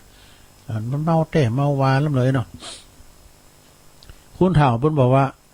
เอาน้ำเอาอันผ่าเนี่ยนะหมัดเอาไปจุบน้ำขี่มาแล้วเอาไปหยอดปากมันกินว่ะเขาก็หันอยู่นะมันถึงตะกายเหล่าแล้วเขาก็หันบนเอามือใส่แต่เราใส่เอาน้ำขี่มาไอ้ก็เดี๋ยวนี้มันจะมีน้ำขี่มานะได้ก่อนเฮิร์นเป็นยกปืนดูจานหอมเป็นเมนูจานหอมนี่ก็เปิ้นก่อนสะล่างซวยก้าล่างถ้วยล่างจอนก็ลุงหันนะแล้วเดิมมันห่อนยำห่อนนะคุณเฒ่าพวกก็ไปนอนเนี่ยมันรับลมหรอกมันคืนนะรับลมเดินแจงดูไปนอนจานหอมมันยินนะก่อนเนี่ยมันจะมีไฟฟ้ามันจะมีพัดลมอย่างแหละโทษเนี่ยเอาลุมธรรมชาติอันนี้นะก็เปิ้นเอาน้ำขี่มาปะเอาหยอดใส่ปากไว้นะกล่อมสางซ่าวเนี่ยอัน4ถูกตำหนิดินทาพาอับเฉา5หน้าด้านหนักหนาเวลาเมา6โง่เขลาปัญญาหดหมดสิ้นดูมีโตทุกอย่างไอ้นะเนาะก็กันพย่างใดก็ดีแต่ตั้งนี้นะเป็นลนน่าลงกันตั้งอำเภอดอยหล่อนี่นะก็มีอาจารย์พระครูอภิวัฒนวิกรมกับคณะสงฆ์แล้วก็พร้อมกับตั้งคณะแพทย์พยาบาลชมรมกำนันพยาบาลเพื่อว่า งานศพงานเศร้าเลิกไอ้งดเหล้ไว้อะไรนี่การมันเต็ดต้นนี้ใดไปนาสระเตียนมันได้เสียงเป็นหมื่นเป็นแสนนะมันเสียงหนักดอกก็มันแพงนี่สระมันไปออกคอมนั้นอย่างว่าเปิ้นปล่อยโลงเนาะสระเนาะปล่อยโลงบนเด้งยอดเงิน 3-4 แสนนี่นะ3-4 แสน5 แสนกว่าตานเขาวัดนี่นะหาหู้ไม่ว่าเงินไหลออกจากหมู่บ้านเขาไปเป็นล้านนะเอาไปยืมแล้วตุของกาเหล่าลูกาเบโลไอโลอย่าโคกเฟนต้าสไปร์โลอย่านี่ไหลออกบ้านเขาไปนะเป็นล้านนะเนี่ยเพราะฉะนั้นก็เดี๋ยวนี้ขึ้นยังแควนเลยก็มีจันร้องป้อยล้มดังโกแหละเปิ้นตังหมอกก๋วยเตี๋ยวกินก็ตามมันแล้วแต่เลยมันก่อนนี่เป็นต่างโคตานนะเนาะเป็นต่างโคตานวงไวก็รูปใบโพก็เนี่ยแล้วก็ปดตัวลุ่มโง่ลุ่มควายก็นิ่มก่อนเนาะกินกันแต่เล่งกันแต่ดู3 วัน 4 วันหอมคอพอมโพกันแต่ดูเอารถเคิงกูไผกูมันโพเมไผมันเอารถเคิงสอนไปก็ไปไล่หอมมันนี่ ก่อนนั่นได้นุ่งใหม่ถ่ายดีนี่ก่อนเบิ้ลหอมกันแต่นะกินกันตานแต่โคตานะจะกดตัวล้วงเพื่อจะบอกเนี่ยบ้านลุงเนี่ยนะขอเป็นคู่เลิศเนอะเป็นอะไรขอคำเพิ่นบ้านลุงเนี่ยขอเป็นคู่เลิศเนอะครับบ้านลุงเนี่ยขอเป็นกะละมังเนอะบ้านลุงเนี่ยขอเป็นโต๊ะเป็นต่างเนอะเปิ้นขอดูตัวล้วงมันขืนขอนะอันใดวิทย์อันใดขาดตัวล้วงบนหูหรอกไปขอเนี่ยบ้านลุงเนี่ยนะก็มีท่านาดีเนี่ยขอรถยนต์ในการ เอารถเก๋งในการ มันเป็นมีเย็บได้ตุมันแปลงนี่ เอามาเป็นกำลิ่นมาได้เนาะเนี่ยสนาญาโยมทะเลาะกับผัวปวดหัวที่สุดเนี่ยทะเลาะกับแฟนแค้นใจที่สุดทะเลาะกับลูกน้องมัวหมองที่สุดทะเลาะกับผู้ใหญ่น่าอายที่สุดทะเลาะกับเจ้านายชิบหายที่สุด อันนี้เป็นการทะเลาะบ่แว่งกันสถานนะเอามาเราสู่จูกันฟังจบตัวลุงจะได้ประกาศอันนี้กันข่าวสารงานบุญนะโยมนะวันนี้มีสาระอย่างแต่ว่านะเก็บหันหน่อยนี่หน่อยไปนะบุตรสอทำตัวอุ้ยมาเตียกันเริ่มแรงเบิ้ลนะคือแล้วมันยังเด้อกับได้เล็บทำนะครับว่าวันนั้นนี่ก็ไปโดยงานที่วัดแพโป่งไปป้าใส่น้องทิวน้องทิวนี่เป็นหัวหน้าลิเกนะของแม่อุไรพรนะดนตรีมาลายทองนาฏศิลป์ โฆษณาพนโดเนี่ยเปิ้นก็เปิ้นจะไปแสดงปุ่นที่ดอนสลีตำบลป่าแดดอำเภอแม่สวยจังหวัดเชียงรายวันที่6 มีนาคมบุ้มฮื้อเนี่ยกะเปิ้นปล่อยหลงเปิ้นปล่อยหลงอันนี้เป็นลิเกยองลูกหลานคุณยองมาลายทองนาฏศิลป์ต่างอยู่ตีบ้านเหล่ายาวใต้ เหล่ายาวใต้เนาะก็มีการไม่งามเดี๋ยวนี้ก็เปิ้นปลดล็อกพลโดเนาะมีนาเมษานี่ก็มันฮ้อนย่าแมงอันนั้นมันสอบฮ้อนมันได้ปีกบ้านปีกเมืองมาแล้วนะขอประกาศข่าวสารงานบุญสักหน่อยนะก็จะไปลืมเนอะสถานวันนี้นะงานพระราชทานเพลิงศพครูบาอาจารย์เฮาเนาะเป็นอดีตเจ้าคณะตำบลก่อนนะตำบลช่างเครื่องอยู่วัดแม่ปานหลกวัดแม่ปานอำเภอแม่แจ่มนะพระครูวิโรธพดุงศาสตร์วันนี้ก็ไปพบปะกับท่านพระครูอภิวัฒนวิกรมกับคณะของเปิ่นจะไปรวมทำบุญโดยที่วัดแม่ปานตำบลช่างเครื่องอำเภอแม่แจ่มงานพระราชทานเพลิงศพงานปล่อยล่อในหลวงเนี่ยวันนี้เปิ่นจะเผาละนะก็ปากันไปวัดเปิ่นกับวัดเก่าวัดเดิมตุลุงก็กลายไปหันแล้วนะหันละแต่ตุลุงไม่ได้ไปเนอะเฝ้าเสาแรงบึกก็จะมาเข้ารายการนะเมียกะเอางานต่อไปวันนี้ก็เปิ่นจะออกกรรมแล้วเนอะตีอำเภอเวียงป่าเป้าเปิ้นเขากำหันนะคณะครูบาอาจารย์ทุกวัดทุกสำนักทุกที่พักสงฆ์เปิ้นจัดถึงมีงานปฏิบัติธรรมเขากำกันแล้วก็เปิ้นจะออกกำวันนี้ก็ไปซ่าเขากำกันตานสายตานแตนนะหาปัจจัยรายได้ก็เปือว่าเป็นสาธารณประโยชน์เนาะก็ไปรวมทำบุญขึ้นแล้วนี่ก็ไปฟังตีกัน6 ธรรมาสกันหรออาจารย์พระครูเขากระเปิ้นตึกแม่แจ่มบ่จะนอนบ่เนาะนะเนาะ ก็อันแบ่งบายกันไปเปิ้นเป็นตัวแทนเนาะตัวแทนของการคืนสีขาววันนี้เปิ้นก็จะไปเป็นตัวแทนปุ่นท่านบอกตีวัดแม่ปานเนาะงานต่อไปอันนี้ก็คือ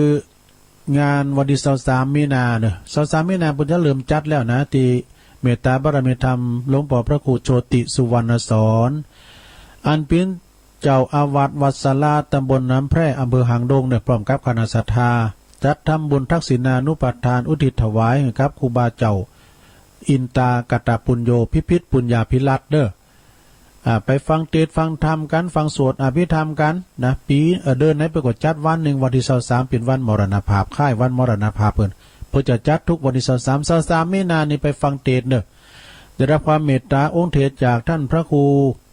ใบดีกาสิริพงษ์สุมังคละยาโนเนอะวัดสลีตุนเฮิร์ดเนอะอำเภอหางดงเป็นองค์เตศเจ้าภาพก็คุณแม่จันทราสวนหมากคุณแม่จันทราสวนหมากพร้อมลูกหลานเนอะก็เปิ้น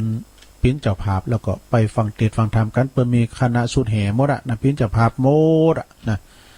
เมตตาบารมีธรรมหลวงพ่อพระครูโชติสุวรรณสอนนะเปิ้นฝากประกาศมาอันนี้มีตัวจุยหน่อยเนอะสถานเนอะขอบคุณแม่แก้วมณีหารเนอะแม่แก้วนี่เปิ้นอยู่เหล่ามะคงจบป .4 ไม่มีเส้น 100% ราษฎรเต็มขั้นจบป .4 อย่างตุ้ลุงนั่นหน่อยเลี้ยงควายนั่นหน่อยไอ้ดูแม่แก้วนะเปิ้นก็ฟังรายการตุ้ลุงวันนั้นเปิ้นฝากของมาให้ตุ้ลุงนะหอมแดงอันนี้จ่าเก่าน่ะน้องของเปิ้นน่ะแม่สีไผ่ปีสีไผ่ฮะเนาะเอามาส่งที่วัดทุ่งโป่งวันนั้นนะขอบคุณเนี่ยแล้วก็อันนี้ทำบุญวันเกิดย้อนหลังวันนั้นเปิ้นฝากซองให้ตุ้ลุงมาอันนางลำจวนปัญโย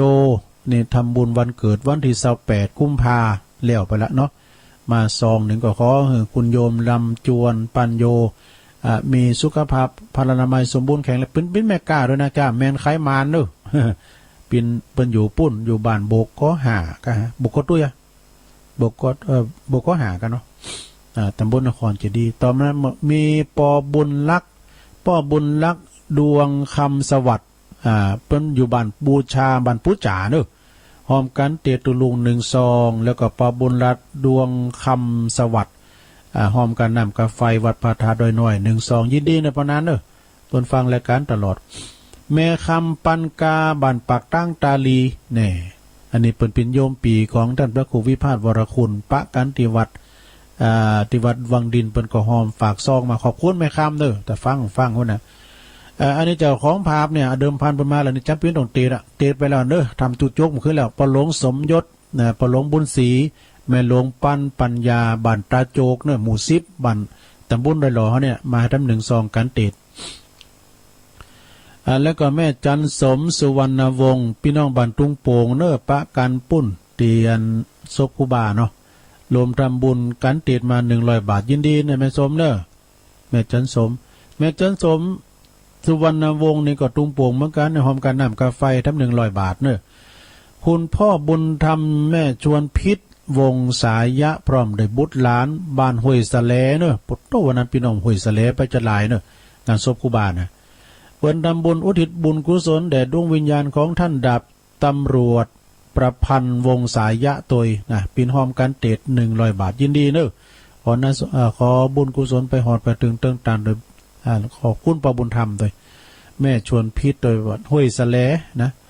อำเภอบ้านโฮงแล้วก็มีแม่จันสมสุวรรณวงศ์นี่เปิ้นก็รวมทำบุญทุ่งโป่งการนำกับไฟในการนำกับไฟปักตั้งเจริญเน้อ1 ซองนางสาวกิ่งทองอันเนี่ยจันแก้วอินแก้วทำบุญอุทิศบุญกุศลแด่ดวงวิญญาณของคุณพ่อบุญมี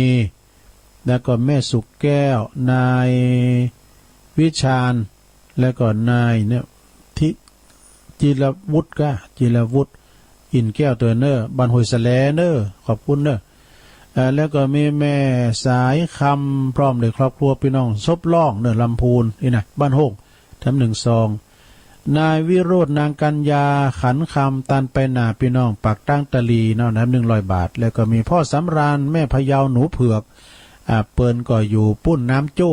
นะรวมทำบุญการนำกาไฟมาแถม100 บาทชิ้นดีหลาย ต่อไปก็แถมอันหนึ่งอันนี้พี่น้องเสียงเขาแคบกลางเด้อประมาณว่าหนึ่งลำรถตู่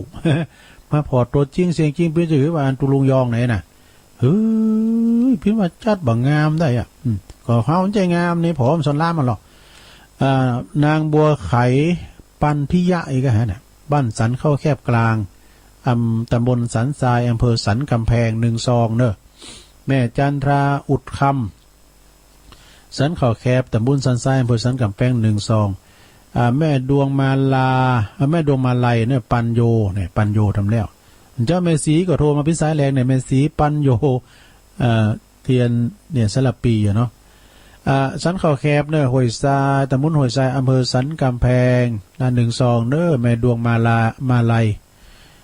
แล้วก็แม่น้อยปิมปาดวงฤทธิ์บ้านสันเข้าแคบกลางตำบลห้วยทรายอำเภอสันกำแพงเชียงใหม่ท่านบุญไปหาย่างปอเกิดแม่เกิด1 ซองเนี่ยปอดเจริญแม่บุญยวงอุทยอดนี่ก็สันกำแพงเชียงใหม่1 ซองแม่สุทัศน์อารินแก้วก็บอกนะทำ1 ซองอันนี้สันนิดเนี่ยอ่านในคำเดียวอ่ะสันนิดรวมทำบุญ1 ซองแม่บัวคลี่เสนน้องนี่นะเสนน้องเกาะบันสันเขาแคบกลางสันกำแพง1 ซองนายเกียรตินี่นางเกียรติว่านายเกียรติยะตองไอ้ข้าเนี่ยนะสันเขาแคบกลางเหมือนกันเปิดมาด้วยกันนะแต่พูดดังเขียนนะตุลุงกับซัมเตอร์ก็อ่านยากเหมือนกันนะนางสมศรีแก้วหลวงนี่ก็สันเข้าแคบกลางแถม1 ซองจบขอบคุณหลายๆเนอะเจ้าภาพทั้งหลายที่เปิดมาลมทำบุญนะเนาะขอบคุณคุณตึงที่ไปก็ดีไม่ได้ไปก็ดีแต่ฝากกันมากก็ดีขอบคุณตัวเนาะเอาปอนกันเนอสัปปีติโยวิวัจจันตุสัพพะโลโกวินาสตุมาเตภวัตวันตรโยสุขีติคายุโกภวะอภิวาตานาสีริสนิจังวุธาปจายโนจัตตารโอธรรมาวัฏันติอายุวันโนสุขังปลังเอาแล้วศรัทธาญาติโยมทั้งหลายวันนี้ก็สัพเพเหระแต่เอา1 ก็บริหารเวลาประคับประคองเวลามันจบไปเป็นวันบุกก็ต่างเก้าทั้งใหม่เนาะบุกก็สอนนำทำคำสอนมาเตียดมาว่ากันไปเนาะสัพเพเหระหรอตอนนี้ไปปิดเวลาที่จะต้องแลกเปลี่ยนการอู่กันจ้ากันละตุลุงมดเฝ้าแล้วเนี่ยน่ะศรัทธามาหลังว่ารับกันไปหมดแล้วจ้าเช็คคืนเช็คสายกันเนอะที่เปิ้นอยู่ตั้งบ้านตั้งจองโทรก็เข้ามา0899556506เจริญปอนเจ้าไอ้ตาเจ้าวันนี้ก้อนฝุ่นละอองนะจ๊ะเนาะเบ่งไป4 ตอนนะเจ้าละปูนเจียงใหม่หายใจบ่ท้องเพราะฝุ่นละอองเกินหนักรุดเผาขยะปีน้องตีหักก็จักคนใดเดินนายหายใจบ่คล่องปีน้องตั้งหลายหมูเฮาหายใจเอาฝุ่นเนื้อเจ้าเงี้ยนพอตั้งบุญก็เป็นสีเทาสารผิดเนื้อเจ้านี้ก็บ่ได้บ่ฮู้จะลบจะหนีไปไหนละปูนเชียงใหม่ปิดมาเทมเจ้าพอจะอันนาเอาอาหนุนเท่าใส่ถุงเนื้อเจ้างดเผาปันเนอหากปืนหันปืนปะปืนเจอติดขอบโดยเนอปับหลายฟันเจ้าหมูเฮาตั้งหลายไปทำลายเขาปืนก่อย้อนเอาหมูเฮาจนได้กำย่องวันละกำนะเจ้าวันนี้คำว่ามาว่ออีนะเจ้าเนาะภาษาไทยแปลว่ามาบ้าเจ้าไอ้สาเจ้ามาว่อเนอะเนี่ยบอลแลนขึ้นเฮินก็หลัวๆเจริญปอนไอ้สาครับน้องเบี้ยวครับมาแล้วครับวันนี้ครับคือตั้งแต่ตี1แล้วครับอ๋อดีครับฟังทุลุงตั้งแต่เพลงมาแล้วนะครับตี1 ครึ่งแล้วครับขอบคุณเนอะที่ฟังกันนะครับขอบคุณครับลุงนักใจครับน้องเบี้ยวนักร้องวันนี้จะไปกาดอยู่ก้าไปเจริญปอนเจ้าไหว้สาเจ้าไม่ลงป้านนะ เจ้า วันนี้จะไปแม่แจ่ เจ้าม แล้วเนอะ วันนี้ไปแม่แจ่มเนาะ วันนี้ไปแม่แจ่มเจ้า ดีกว่าดีกว่า เจ้าท่านเต้นแต่คืนนะม่วนเต้ มันทำตุจกอ่ะ ม่วนท่านเหมือนตุ้โจกเต้นะ ก็ดีกะมันได้ห้องเพลงโน้ตโอ้ก่อนนี้มีเพลงใจเมืองสิงห์บ่น่ะ กับนี้ก่อนอย่างนี้โมนเต้สำรอมเด้อปล่อยมัน เอาไปการเนาะตอนให้ตัวเด้อฮะตอนที่ให้ตัวห้องเด้อเจ้าให้กำลังใจตัวเด้อท่านเด้อขอบคุณแม่ลงปัญญาตาโจกนี่เปิ้นปิ้นเจ้าภาพกันจุจกขึ้นแล้วนี่ก็ปลงยศก็ต้องอูจะดีนะปุตพิโคสุกได้นั่นอูศีลอุธรรมจะดีแล้วก็อย่างปลงสุกไอ้กะจรัสศรีสุภาเนี่ยปุตโตอูนี่อูดีเนอะเจริญปอนไม่สาเจ้าแม่สมภัทรเจ้าแม่สมภัทรมาแล้วเย็นเนอชัดเจนดีเจ้าแม่ย้อยสันทรายฟังเจ้าแล้วเนาะเจ้าฟังแต่เจ้าแล้วเจ้าที่นอนมารับอันนี้มันตุลุงนี่รับติมเนี่ยเจ้าคือแล้วนี่10 โมงไปก่อนรับจะดุตื่นก้ามตี 1บ่ได้ลุกมาเลยแหละเพราะว่าปลุกนาฬิกาตี 1ตื่นเมื่อตี 1มาเนี่ยตี 1เข้านอนผมมารับรอถ้าฟังตุลุงวันนี้เจ้าวันนี้ขอบคุณหลายๆเนอะที่ฟังกันนะสาธุนี่แม่สมผัดแม่ย่อยสันทรายเพิ่นแฟนครับประจำแต่แม่ย่อยสันทรายแม่สมผัดเจริญต้นแม่อมรนะฟังอยู่เนอะจะขึ้นตันเกินแม่ตาอันนี้บ้านไก่เจอวัดไก่จะเป็นจะตานหรือพระธาตุจะคำนี่จะดีกันเป็นรถลอกมันจะแยกกับเป็นจำง่ายก็เป็นกำลังหายใจถ้าขอบตะครัวเขาชุ่มกันวันนี้ไก่ล่างพระธาตุเราจะดีกันนั่นแหละทำนี่ก็ปลดล็อกแล้วก็ทำบุญกันไปเนาะโอกาสทำบุญนะจ๊ะดีเลยกันภายในจัดภายในเขานะกันดีคุณอย่างเขาก็เปิงด้วยแล้วก็ประหยัดด้วยนะเจ้าโอกาสทำบุญเขาสิเรียนวัดขอบคุณแม่ตาเด้อเจ้ากำลังใจเจ้าว่าแม่ตามได้โทรมาจากก้ามแม่ฟองโทรมากันว่าขึ้นแล้วเลยเนาะเจริญปอนไปสาธุลุงโอ้มาแล้วพอบุญตันมาแล้วแต่คืนโคตรตั้งแต่แรกมาได้เลยโอ้ปลาไล่เน็ตแต่คืนนั้นลุงเอาแต่คืนนี้สุดยอดนะเพิ่นนะสุดจบเพิ่นเน็ตเนอเขาถ่ายโทก็ว่าไล่ตื่นแล้วนะเต็งเอาถึงสายตั้งสายแรกมันได้แต่คืนนะสายเน็ตมันก็นำคืนนะได้ชื่นชมพยากรรมแต่คืนนี้โอ้สุดยอดโอ้ขอบคุณนะที่ฟังกันนะนะครับมันไปบอกว่าไปฟ้องอ่ะเอามาปัดฝุ่นขอบคุณปอบุญตันได้ลายเนอะไปซาปอบุญตันนี่ก็ไปสอบไปกินแปตันนักลาบุญเนอะนี่นะโตอยู่เจดีย์ซ้ำยอดนะหลายปิ้งเนี่ยเจริญปอนการภาษาเจ้าตุลงตุเรนเป็นน้องอาจารย์แม่สายทองมาแล้วเจ้าตื่นเมื่อตี 3แล้วโอ้ตื่นเจ้าเฮ็ดได้เนาะเจ้าวันนี้จะไปงานบุญทางใดพองวันนี้ได้ไปทางใดวันที่14ได้ไปอันสักกะแปงอ่ะโอ้ไปไกลเด้จะแปงเนี่ยมันมากอกเนี่ยเป็นมีงานนะจ๊ะเป็นมีงานจังได๋เพิ่นจะลองยศเพิ่นก็วันที่หยังก็แล้วเพิ่นเลื่อนเจ้าวันที่หยังก็181414มาป้อโป่งโบบานมันจะตั้งองค์พระป่ามันก็ต้นป่าใหม่เจ้าแต่ลุงก็ลืมไป14เหมือนกันเด้อที่วัดขแมดนะเพิ่นจะมีบรรจุพระบรมสารีริกธาตุนายกยอดชัดโดยแล้วก็เป็นวันที่18วันที่14เด้อที่วัดขแมดนะลืมบอกไป พระครูวิมลจันทรังสีแล้วก็ตั้งคุณแม่จันฟองคุณเชิดพงษ์กิ่วแก้วก็จะมีบรรจุผาถาดยกยอดชัดโดยที่วัดคำแมดเนอตำบลโขงเปาวันที่14เนอสถาเนาะ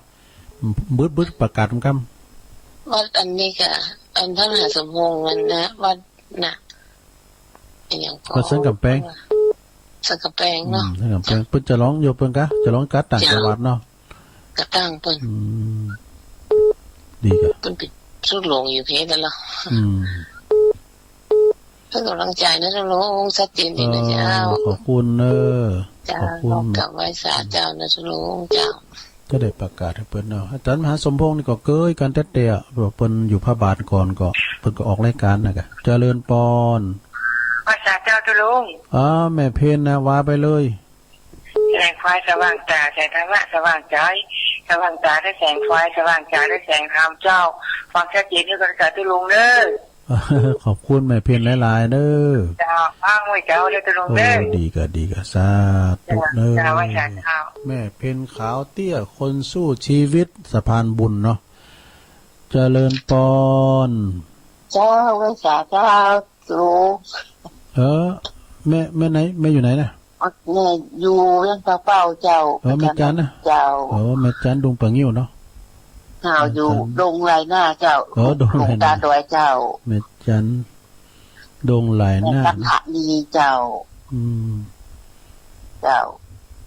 กับรักใจด้วยเจ้าที่ตามอยู่ทุกตนทุกองค์เจ้าขอบคุณหลายๆเนอะจบรายการตุลุงก็ฟังท่านพระครูต่อแถมก็5 โมงเจ้าแต่คืนก็ปะเป็นอยู่เจ้าขึ้นแล้วก็ไปกะเจ้าไปอยู่เจ้าแต่กะเจ้าขอบคุณเนอะแม่จันเนอะสาตุงลายหน้าบนเนอะสถาอันนี้เปิ้นอยู่ปุ้นเฟียงป่าเป่าขอพินสถาอันมอนจอมผอน่ะเนาะเจริญปอนเจ้ากับไว้สานะตุลุงแม่สุขแก้วเนอะฟังตุลุงเจ้านี่แถมธรรมดาเจ้าแล้วเจ้าศรีลาพรเนาะเจ้าศรีลาพรศรีเตี้ยนะเจ้าเด้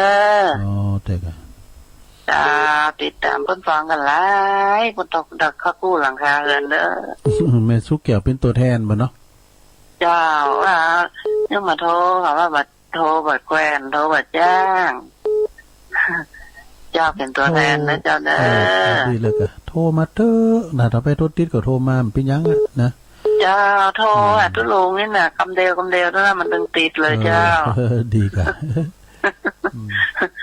เจ้ากับไว้สาธุเด้อเจ้าเด้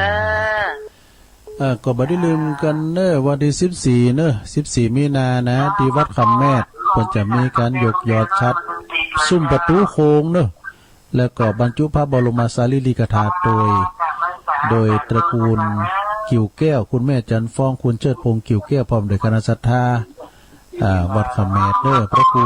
วิมลจันทรังสีเนาะเจริญปอนเจริญปอนติดแล้วโหลแม่ติดแล้วแม่อยู่ไหน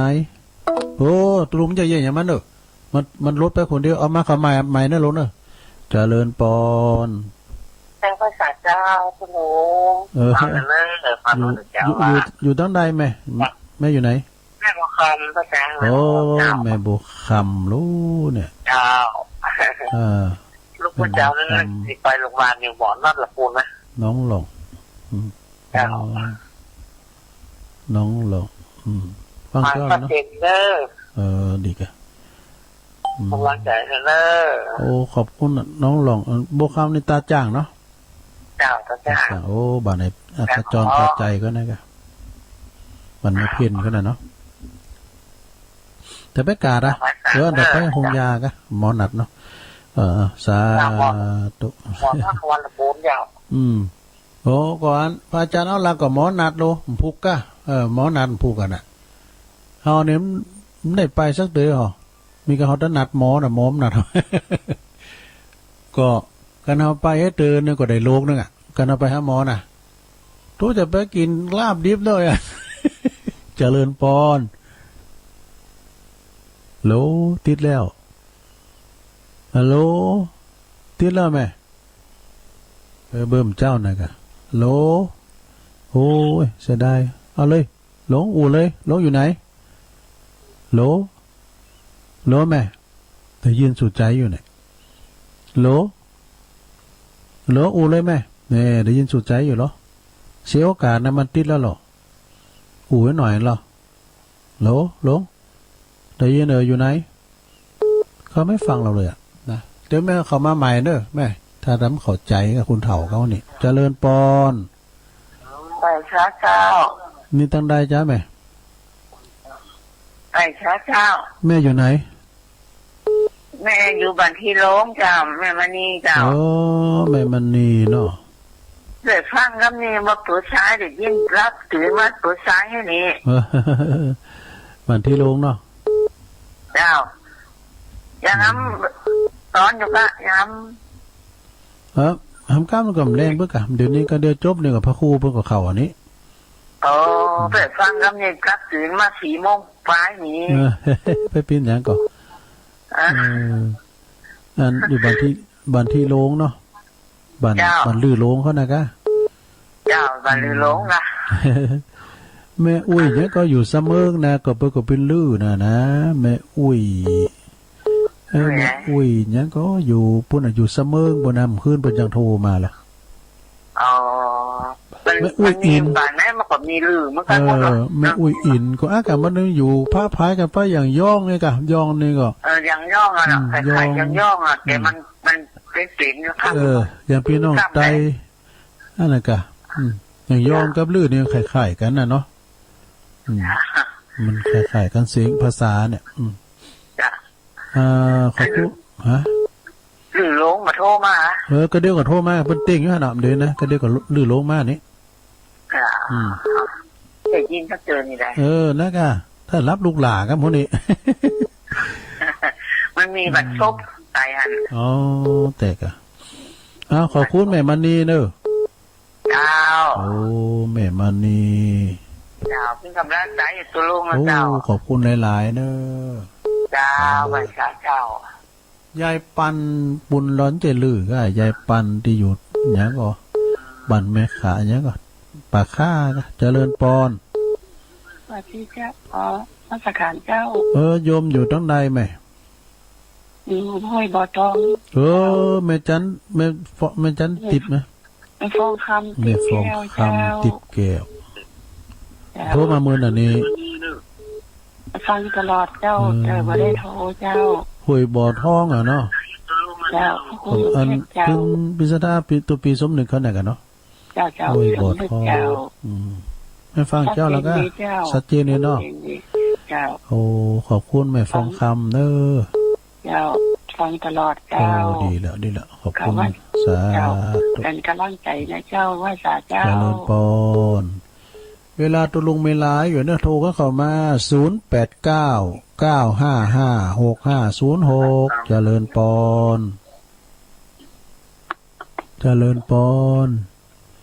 ว่าสาเจ้าแม่อยู่ไหนหนองร่องเจ้าอันนี้แม่สีทอนนะแม่สีทอนเนาะเจ้าแม่สีทอนบุตรชีบงเจ้าฟังอยู่นะเจ้าดีกะโอ้ตื่นแต่เมื่อตี 3แล้วเจ้าตื่นเจ้าคือกำลังใจก็ลงเลยเจ้าขอบคุณแม่สีทองเนอะแม่สีทอนเนอะเจ้าไม่ขาดเจ้าอันนี้ก็ตัวขึ้นมาทำบุญไปบุญวัดปนารถเคืองกันนี่เนี่ยแม่สีทอนนี่นะใจถึงเลยเจริญปอนไหว้สาเจ้าตะลุงนี่เสียงคุ้นๆทันใดฮะแม่สีทอนเจ้าก็สีทอนเหมือนกันอันนี้ก็สีทอนเหมือนกันเมาหมดแล้วจ้ะแม่สีทอนทุกชั่วโมงเวลาเลยกันเนี่ยตะลุงก็รับภาระเปิ้นนะอันนี้เป็นรายการตะลุงโดยตรงเนาะอันเนี้ยถึงวันนั้นมันแตนเปิ้นเนาะน้องบัวชัยประการฟังแต่เจ้าแล้วนะเนี่ยดีกะม่วนดีฟังตะลุงจ้าสเปเฮละเหรอจ้าว่าไปฐานน้ำไปนั่งวัดกูบานะแต่กับว่าคุณร้ายหายแล้วว่าคุณร้ายอียะเจ้าข อนุโมทนาบุญอนุโมทนาบุญด้วยเนอะ เจ้า ยินดีแม่สีทอนเนอะ เจ้าสาธุเจ้า บ้านน้องโบใส่ปากการใส่ปากการนี่มันใจฟางนะแต่ก่อนนี่ก็พิ้นฟางหมดแล้วก่อนน่ะเพิ่นแบ่งกันเนาะเจริญปอนนมัสการเจ้าโอ้แม่สุภาลักษณ์อันนี้อยู่ปุ้นเซนพระเจ้าแดงมาแล้วฟังแต่เมื่อเปิดเพลงมาแล้วเจ้าอ๋อดีค่ะสันพระเจ้านี่นะสิลุงอ๋อดีค่ะสันพระเจ้าแดงแต่เมื่อตุลุงก็จะเอาเทปนี่ออกทำกรรมถึงในการรายการตุลุงนะกันว่าหมก9 โมงป่อโมงปลายนะตุลุงก็เอาเทปนี่ออกกรรมนึงฟังย้อนหลังได้ลงนะบื้อนะฟังกันไพ่โทรมาก็จะได้ฟังเสียงโต๊ะเก่ากับแม่สุภลักษณ์เนี่ยนะแม่สีทอนเขาแม่ฟองคำติ๊บแก้วเขาแม่มณีเขาแม่โบคำน้องหล่องบื้อถ้าฟังเนอะแม่โบคำเนอะฟังเทปเก่าหมก9 โมงเนี่ยกะอาจารย์เปิ้นจะปิดสัญญาณตะลุมแล้วก็ตะบุญเปิดเนี่ยเพราะว่าเปิ้นจะไปอันแม่แจ่มตะลุงก็จะได้เฝ้าเสาอันนี้บื้อก็เทปเก่านี่ออกกล้ามนึงอ่ะกะยินดีแม่สุภาลักษณ์ฮะจะลงรักษาสุขภาพเจ้าอากาศมันอย่างได้ร้อนๆหนาวๆเนาะแม่น่ะมันเป็นหมอกเป็นควันนะนั่นเนาะเป็นหมอกเป็นควันตุลุงก็พระตุลุงก็นั่นเนาะหลังจากชั้นเจ้าแล้วก็เดี๋ยวก็เป่าใบใหม่นี่ เป่าใบใหม่ให้ชั่วโมงนึงอาบน้ำเนาะก็มาลุยลายมาก็มาเปิดเทปเก่าแล้วก็ลุยลายมาก็รับไปกั้มนี่รับไปหน่อยนึงสัปดาห์ก็ไม่ได้รับวันนี้หลวงพ่อจะไปเล่งเพลนปุ่นอ่ะวัดดอยสัพพัญญูเปิ่นอบรมบาลีก่อนสอบวันนี้เปิ่นจะไปปิ้นเจ้าภาพเล่งเพลนหลวงพ่อนะตุลุงก็เฝ้าวัดขอบคุณแม่สุภาลักษณ์หลายๆเด้อที่โทรมานะเจ้าโทรมาอีกก็ใจนะเจ้าโทรไหวสาเจ้าโทรมาอีกก็ดีอกดีใจแล้วเนาะเจริญปอนครับนมัสการครับโอ้ยมาแล้วหลวงพ่อมานิดมาแล้วสัพเพเหระวันนี้ก็ดีที่เขาจับใจความได้ดีที่สุดก็คือบทเพลงปรุงสังขารเนอะน่ากันทุกถ้อยทุกบรรทัดทุกคำที่ตะลุงเอามาเนี่ยนะมันก็มีในบททุกบทที่เขาทำวัดกระทามานอนวัดแมลงเนาะมันจะเอาบทเพลงปรุงสังขารเนี่ยแน่แจ้โดยถ้าเราลองมานอนที่สำนักสงฆ์หอบุญเตอที่มันใกล้ประจานี่นะเมื่อคืนมันก็มีกำมาเอาสัพพะที่มาที่เมนเผาศพคนไทยมาที่เข้าหอที่เป็นหื้อกับผีตายเนาะแต่กะเสียงนกเสียงกาเสียงห้องเสียงสัพพะนะมันเป็นแพะถ้ามันมีไฟยินไทยเห็นหน้าดูอยู่เนอะทีนี้พอดีไฟกิ่งมันมีทั้งดวงเรื่องลุงพ่อแม่ต้องออกพี่น้องศรัทธาทั้งหลายฟังเพลงบทปรุงสังขารนี่มันเจมม่วนอย่างเดียวนะมันถึงจะเป็นอย่างอีแต่มีกี่แสนกี่ล้านก็จ้างเนาะหรือก็โหศพจิตไปตัวแล้วก็เผาแล้วก็กระดูกแต่ว่ากระดูกคนนี่ประเดี๋ยวนี้มามันได้ตื้นนะลุงเขาว่ามันเผาเนาะเป็นเผาเป็นฐานว่าอะไรจอเลยกูเหรียญลายแผ่นดินแรงกามาให้กิจทุกอย่างอันนี้ในบทเพลงปรุงสังขารเนี่ยโน้ตรงใจตัวเก่าเนาะมันถึงแต้นะถ้าเผาเสร็จแล้วเจอกันแล้วเราก็ปิดแต่เรายังได้ของทั้งเรื่องเป็นปันไม่ใช่ร้านเขาเนาะอำเภอเมลิมเนี่ยอำเภอไหนมูนาอันนี้เป็นบนม้วนนะนี่นะโอ้เจ้าทำมาได้เขาต้องซุบซิบบุ้มไปหน่อยกันหรอเขาเจ้าของทั้งเดียวก็พอถ้าเอาไปด่าต่อหน้าคนหลายนะก็โทษล้านของกุ้งนะตัวลุงเนาะเพิ่งเอาที่ดีกันเนาะตัวปั้นฉบับใบละปั้นล้านมันต้องมหาเศรษฐีกันแล้วเนาะแม่นะเป็นเงินไปแสนเงินบอกล้านในคนเป็นบรรลุล็อก เปิดขึ้นว่าหามาทั้งชีวิตดีว่ะมาแจกจ่ายถ้าแจกก็แจกบ่เป็นคนเนี่ยจะทำบุญก็ทำบุญเป็นคนคนทุกคนเนี่ยมาพอให้พอดีก็ได้แต่ว่าถ้ามันมีเหลือนี่ก็ได้อยู่เนาะแจกคน1,000 2,000คน100 200เจ็ดมันมีเลยให้มันอย่ามองอ่ะลุงเนาะน่ะอย่ามองนะว่าเวลาจุดธูปจุดเทียนเขาเอาจิ้มอย่ามองเนี่ยลุงเนาะมันลูกกล้วยอ่ะลุงเนาะแม่น่ะน่ะเอามาจิ้มเทียนจิ้มธูปก่อนเอาจะ ไหว้พระบูชาพระเนี่ยว่าวันศีลวันธรรมวันธรรมดาวันเขาทำวัดสวดมนต์ก็ต้องจุดเทียนจุดธูปก็น่าจะโยโสแล้วเนาะอันนี้ก็จะโยโสแล้วเนอะห้องจีละครั้งไปโยโสแล้ววันนี้เป็นทำวัดแต่ว่าเป็นสวดมนต์มันพูดก็จะไปทำสวดมนต์วันก็ว่ากันประจำ กลางได้กับนอกคนเดียวอ่ะเป็นนะครับอย่าไปลืมเนอะบทเพลงสาขานะฟังแล้วคิดเอาเถอะเราดูลุงเนาะไม่นะคะแนนจริงมานอนให้เนอะหอมบุญให้เนอะได้ฟังหลายอย่างนะว่าโทษวันนี้11นี่ก็เขาโซมแล้วเนาะ11เนี่ยไปได้ขึ้นโฮงใหม่ย่าโบโดเสียงล้านปลายเลยเนาะด้านแล้วก็จะมีท่าทางจะโยมแม่พันเนอะไปทรงได้ก็ลุงพอตั้งด้านหน้าด้านหลังตัวสปาสะปืนกันเนาะโอ้ท่าทางปกติแต่สำนักสงฆ์หอมบุญนี่นะได้สำหรับทัพไปก็บอกผลตามหน้าบุญนะว่าเขาจะทำพิธีอย่างนั้นหรอกประชาสัมพันธ์อย่างเดียวถ้าตู้ลุงยองนี่มนได้หมดใจจับใส่รถโฆษณาประกาศไปถึงร้อยสกิดวัดอาจารย์ในผลมุนเนาะขอบคุณเนอะขอบคุณนะครับผมหลวงพ่อมานิดเป็นมาสรุปธรรมฟังเนอะสำนักสงฆ์หอมบุญ11นี่ก็เปิดจะขืนโฮงใหม่เนอะเจริญปอนไหว้ขาเจ้าตุลุงแม่แดงอ่ะเจ้าแม่แดงรัตนาฟังแล้วบอกเจ้ารัตนาโทบัดนี้ดอยป่าโคงดงป่าคอยใต้เจ้าฟังอยู่เนอะโอ้ดีค่ะวันนี้ไปกาดอยู่ก่ะอะไรอยู่แต่ว่าเข้าบ้านมาพอจะ9 โมงอ่ะ3 ทุ่มแล้วดีค่ะเจ้าไหว้สาเจ้าขอบคุณแม่แดงเนอะเจ้าเมินก็ไม่ได้คนรอเป็นยังสาธุแม่แดงรัตนาเปิ่นมอบหนังสือขึ้นมาเหมือนกันนะกำบักเก่าเจริญปอนไปฟังข้าวเจริญแม่พลอยเปิ่นอยู่ปุ้นสีถ้อยฝางเนาะเจ้าแม่พลอยว่าฝังอากาศเย็นผู้ลุงน่ะอากาศเย็น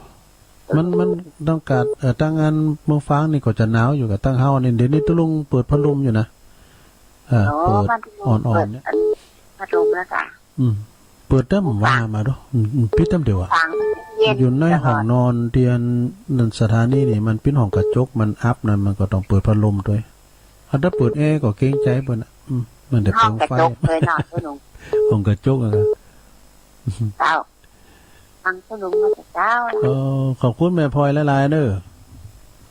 แม่พลอยสีถ้อยฝางเนาะนี่เปิดก็โทรมาปิ้นกำลังจิตกำลังใจเจริญปอนเจ้ามาสานเฮามาแล้วแม่ปราณี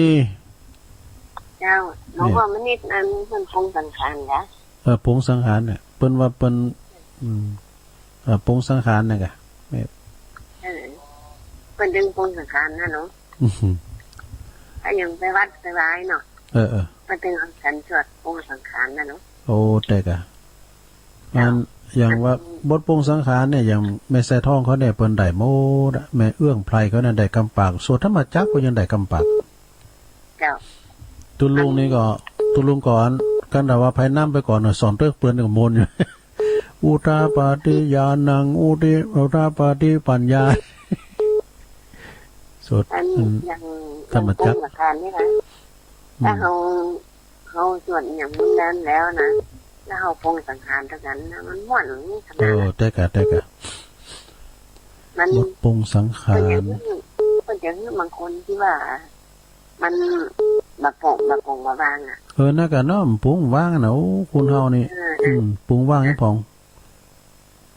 ก็ยังแต่กระดูกอย่างก็ต้องมาเฮิรเนี่ยแต่งกันเนาะยังไม่ปานนี้นี่เพิ่นเข้าใจในธรรมกะเข้าใจแต่พอมันปุ้งว่างอ่ะเนาะจะเอาดิกๆอ่ะเฮิรนก็เฮิรนกูน่ะรถก็รถกูน่ะตายบ่แล้วมันได้เป็นอย่างสักอย่างเนาะตึกเก่าข้าเจ้าหลวงอ่ะอ้าวขอบคุณแม่ปานนี้เด้อสาธุ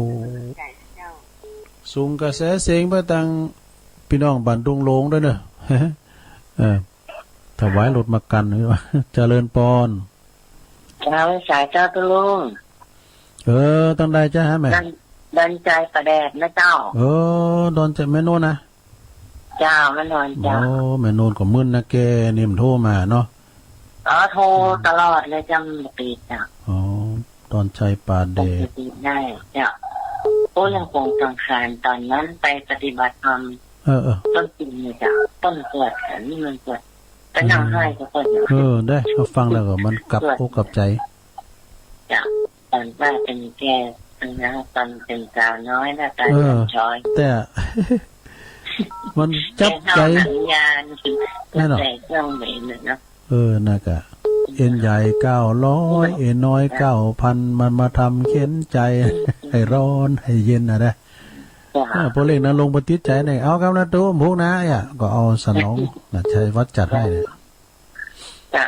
ตอนนั้นไปใหม่ๆนี่มันสวดไม่ได้กันมันสวดได้เกินเลยแต่ให้เดี๋ยวนี้ได้แล้วนะจ๊ะมาฟังพระครูสุเมธเนี่ยเสียงเปิ่นปล่อยดีกันอันนี้ปงสังขารแต่เปิ่นของเปิ่นยาวเนอะพ่อของเปิ่นยาวมันจะเส้นฉบับยาวเลยแหละนั่นน่ะการเขาปริวาสเปิ่นเอานี่ให้ตอนที่มาแทบกระดูกอ่ะเนาะนั่นก็ให้แต่นั่นน่ะกระดูกกู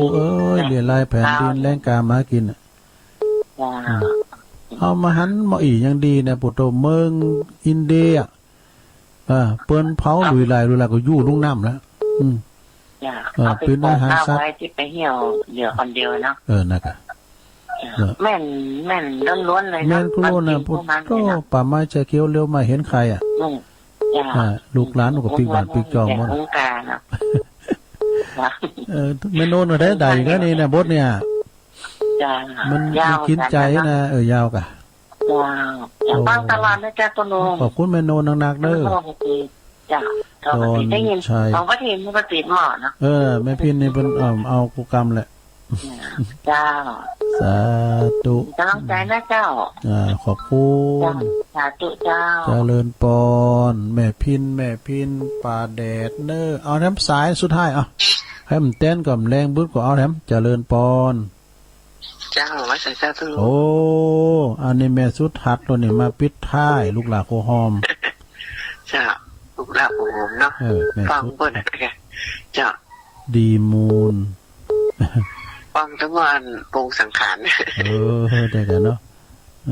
ม่วนดีปงสังขารนี่ก็โมนแต่นะมันซ้อนในตัวจ้าอย่างแน่นอนอย่างโนนวานนะกะจ้าฟังอยู่กำลังใจนะจ๊ะเนอสาธุเอาแล้วศรัทธาญาติโยมทั้งหลายลุงจำปีนต้องยกหูแล้วเนอะเพราะว่าตอนนี้เวลาลุงมดพอดีก็เดี๋ยวฟังท่านพระครูต่อเนอะตุลุงก็จะได้อันโซนสายกันเนอะสายที่1แม่น้อยกาดนัดบ้านดอนโลงเจ้าของกาดนัดเนอะอันนี้นะกาดโง่ตอนแรงวันติดสายที่2น้องเบี้ยวนักร้องแล้วก็นักข่าวด้วยเนี่ยสายที่3ก่อนแม่ลงปั้นปัญญาตาโจกเนี่ยนี่เจ้าภาพกันตุจก เพิ่นจะไฟแม่แจ่มแล้ววันนี้นะแม่ลงปั้นก็เนี่ยสายที่4ก็แม่สมผัสแม่ย่อยสันทรายแฟนคลับประจำเนี่ยสายที่5ก็แม่ตาในเจห่มลำปางสายที่6ก็ป่อบุญตันป่าไร่จากจีดีซ้ำยอดอันนี้ผู้ฟังรุ่นอาวุโสนะปินปู่ชนยบุคคลปินตีญาติผู้ใหญ่ตุลุงด้วยสายที่7ก็แม่สายทองธัญญาแก้ว14เนอะ14มีนาเนอะพี่น้องบ้านวัดสันกำแพงตำบลมะกอกอำเภอป่าซางเนอะพี่น้องอารมณ์กันไปรมมุติตาจิตแสดงความยินดีกับท่านมหาท่านพระมหาตัวเนอะเปิ้นจะฉลองเจ้าคณะต่างจังหวัดท่านมหาสมพงษ์นะเปิดออกรายการเป็นพระดีเจเหมือนกันสายที่8แม่จันดงโลอันนี้แม่จันดงหลายหน้าดงหลายหน้าเนอะเวียงป่าเป่าสายที่9แม่สุแก้วศรีลาพรตัวแทนพี่น้องสลีติสายที่10แม่บัวคำน้องหล่องตาจ่างเนอะสายที่11แม่มณีบันทีโลงลือเฮานะลือกับย่องไข่ๆกันสายที่12แม่ฟองคำติ๊บแก้วบ้านไลบ่อทองห้วยบ่อทองสายที่13แม่สีทรบุตรชีบงจากหนองล่อง สายที่14ก็แม่สีทรหนองบัวชัยปราการนะฮะสายที่15ก็แม่สุภรักษ์สันพระเจ้าแดงบ้านทิสายที่16ก็หลวงพ่อมานิษฐาวโรสำนักสงฆ์หอมบุญนะป่าไม้แดงดอยสะเก็ดเนอวันที่11ก็ไปรวมทำบุญอนุโมทนาคืนโฮงใหม่แต่ว่าคืนตานเทาะอยู่นะเพื่อจะร้องนำกั้มอยู่เนาะปินสัตว์ปินโซนสายที่17ก็แม่แดงรัตนาดอกตันล่อมสายที่18ก็แม่พลอยสีถ้อยเมืองฝางสายที่19ก็แม่ปราณีมณีจรมแม่เมาขี้เหล็กเนี่ยฝางสายที่20แม่นวลดอนชัยป่าแดดเนอะสายสุดท้ายสายที่21ก็แม่สุทัศน์ดีมูลแสนพรหมแม่เสียวมีอยู่21สายด้วยกันขอบคุณเนอะศรัทธาเนอะ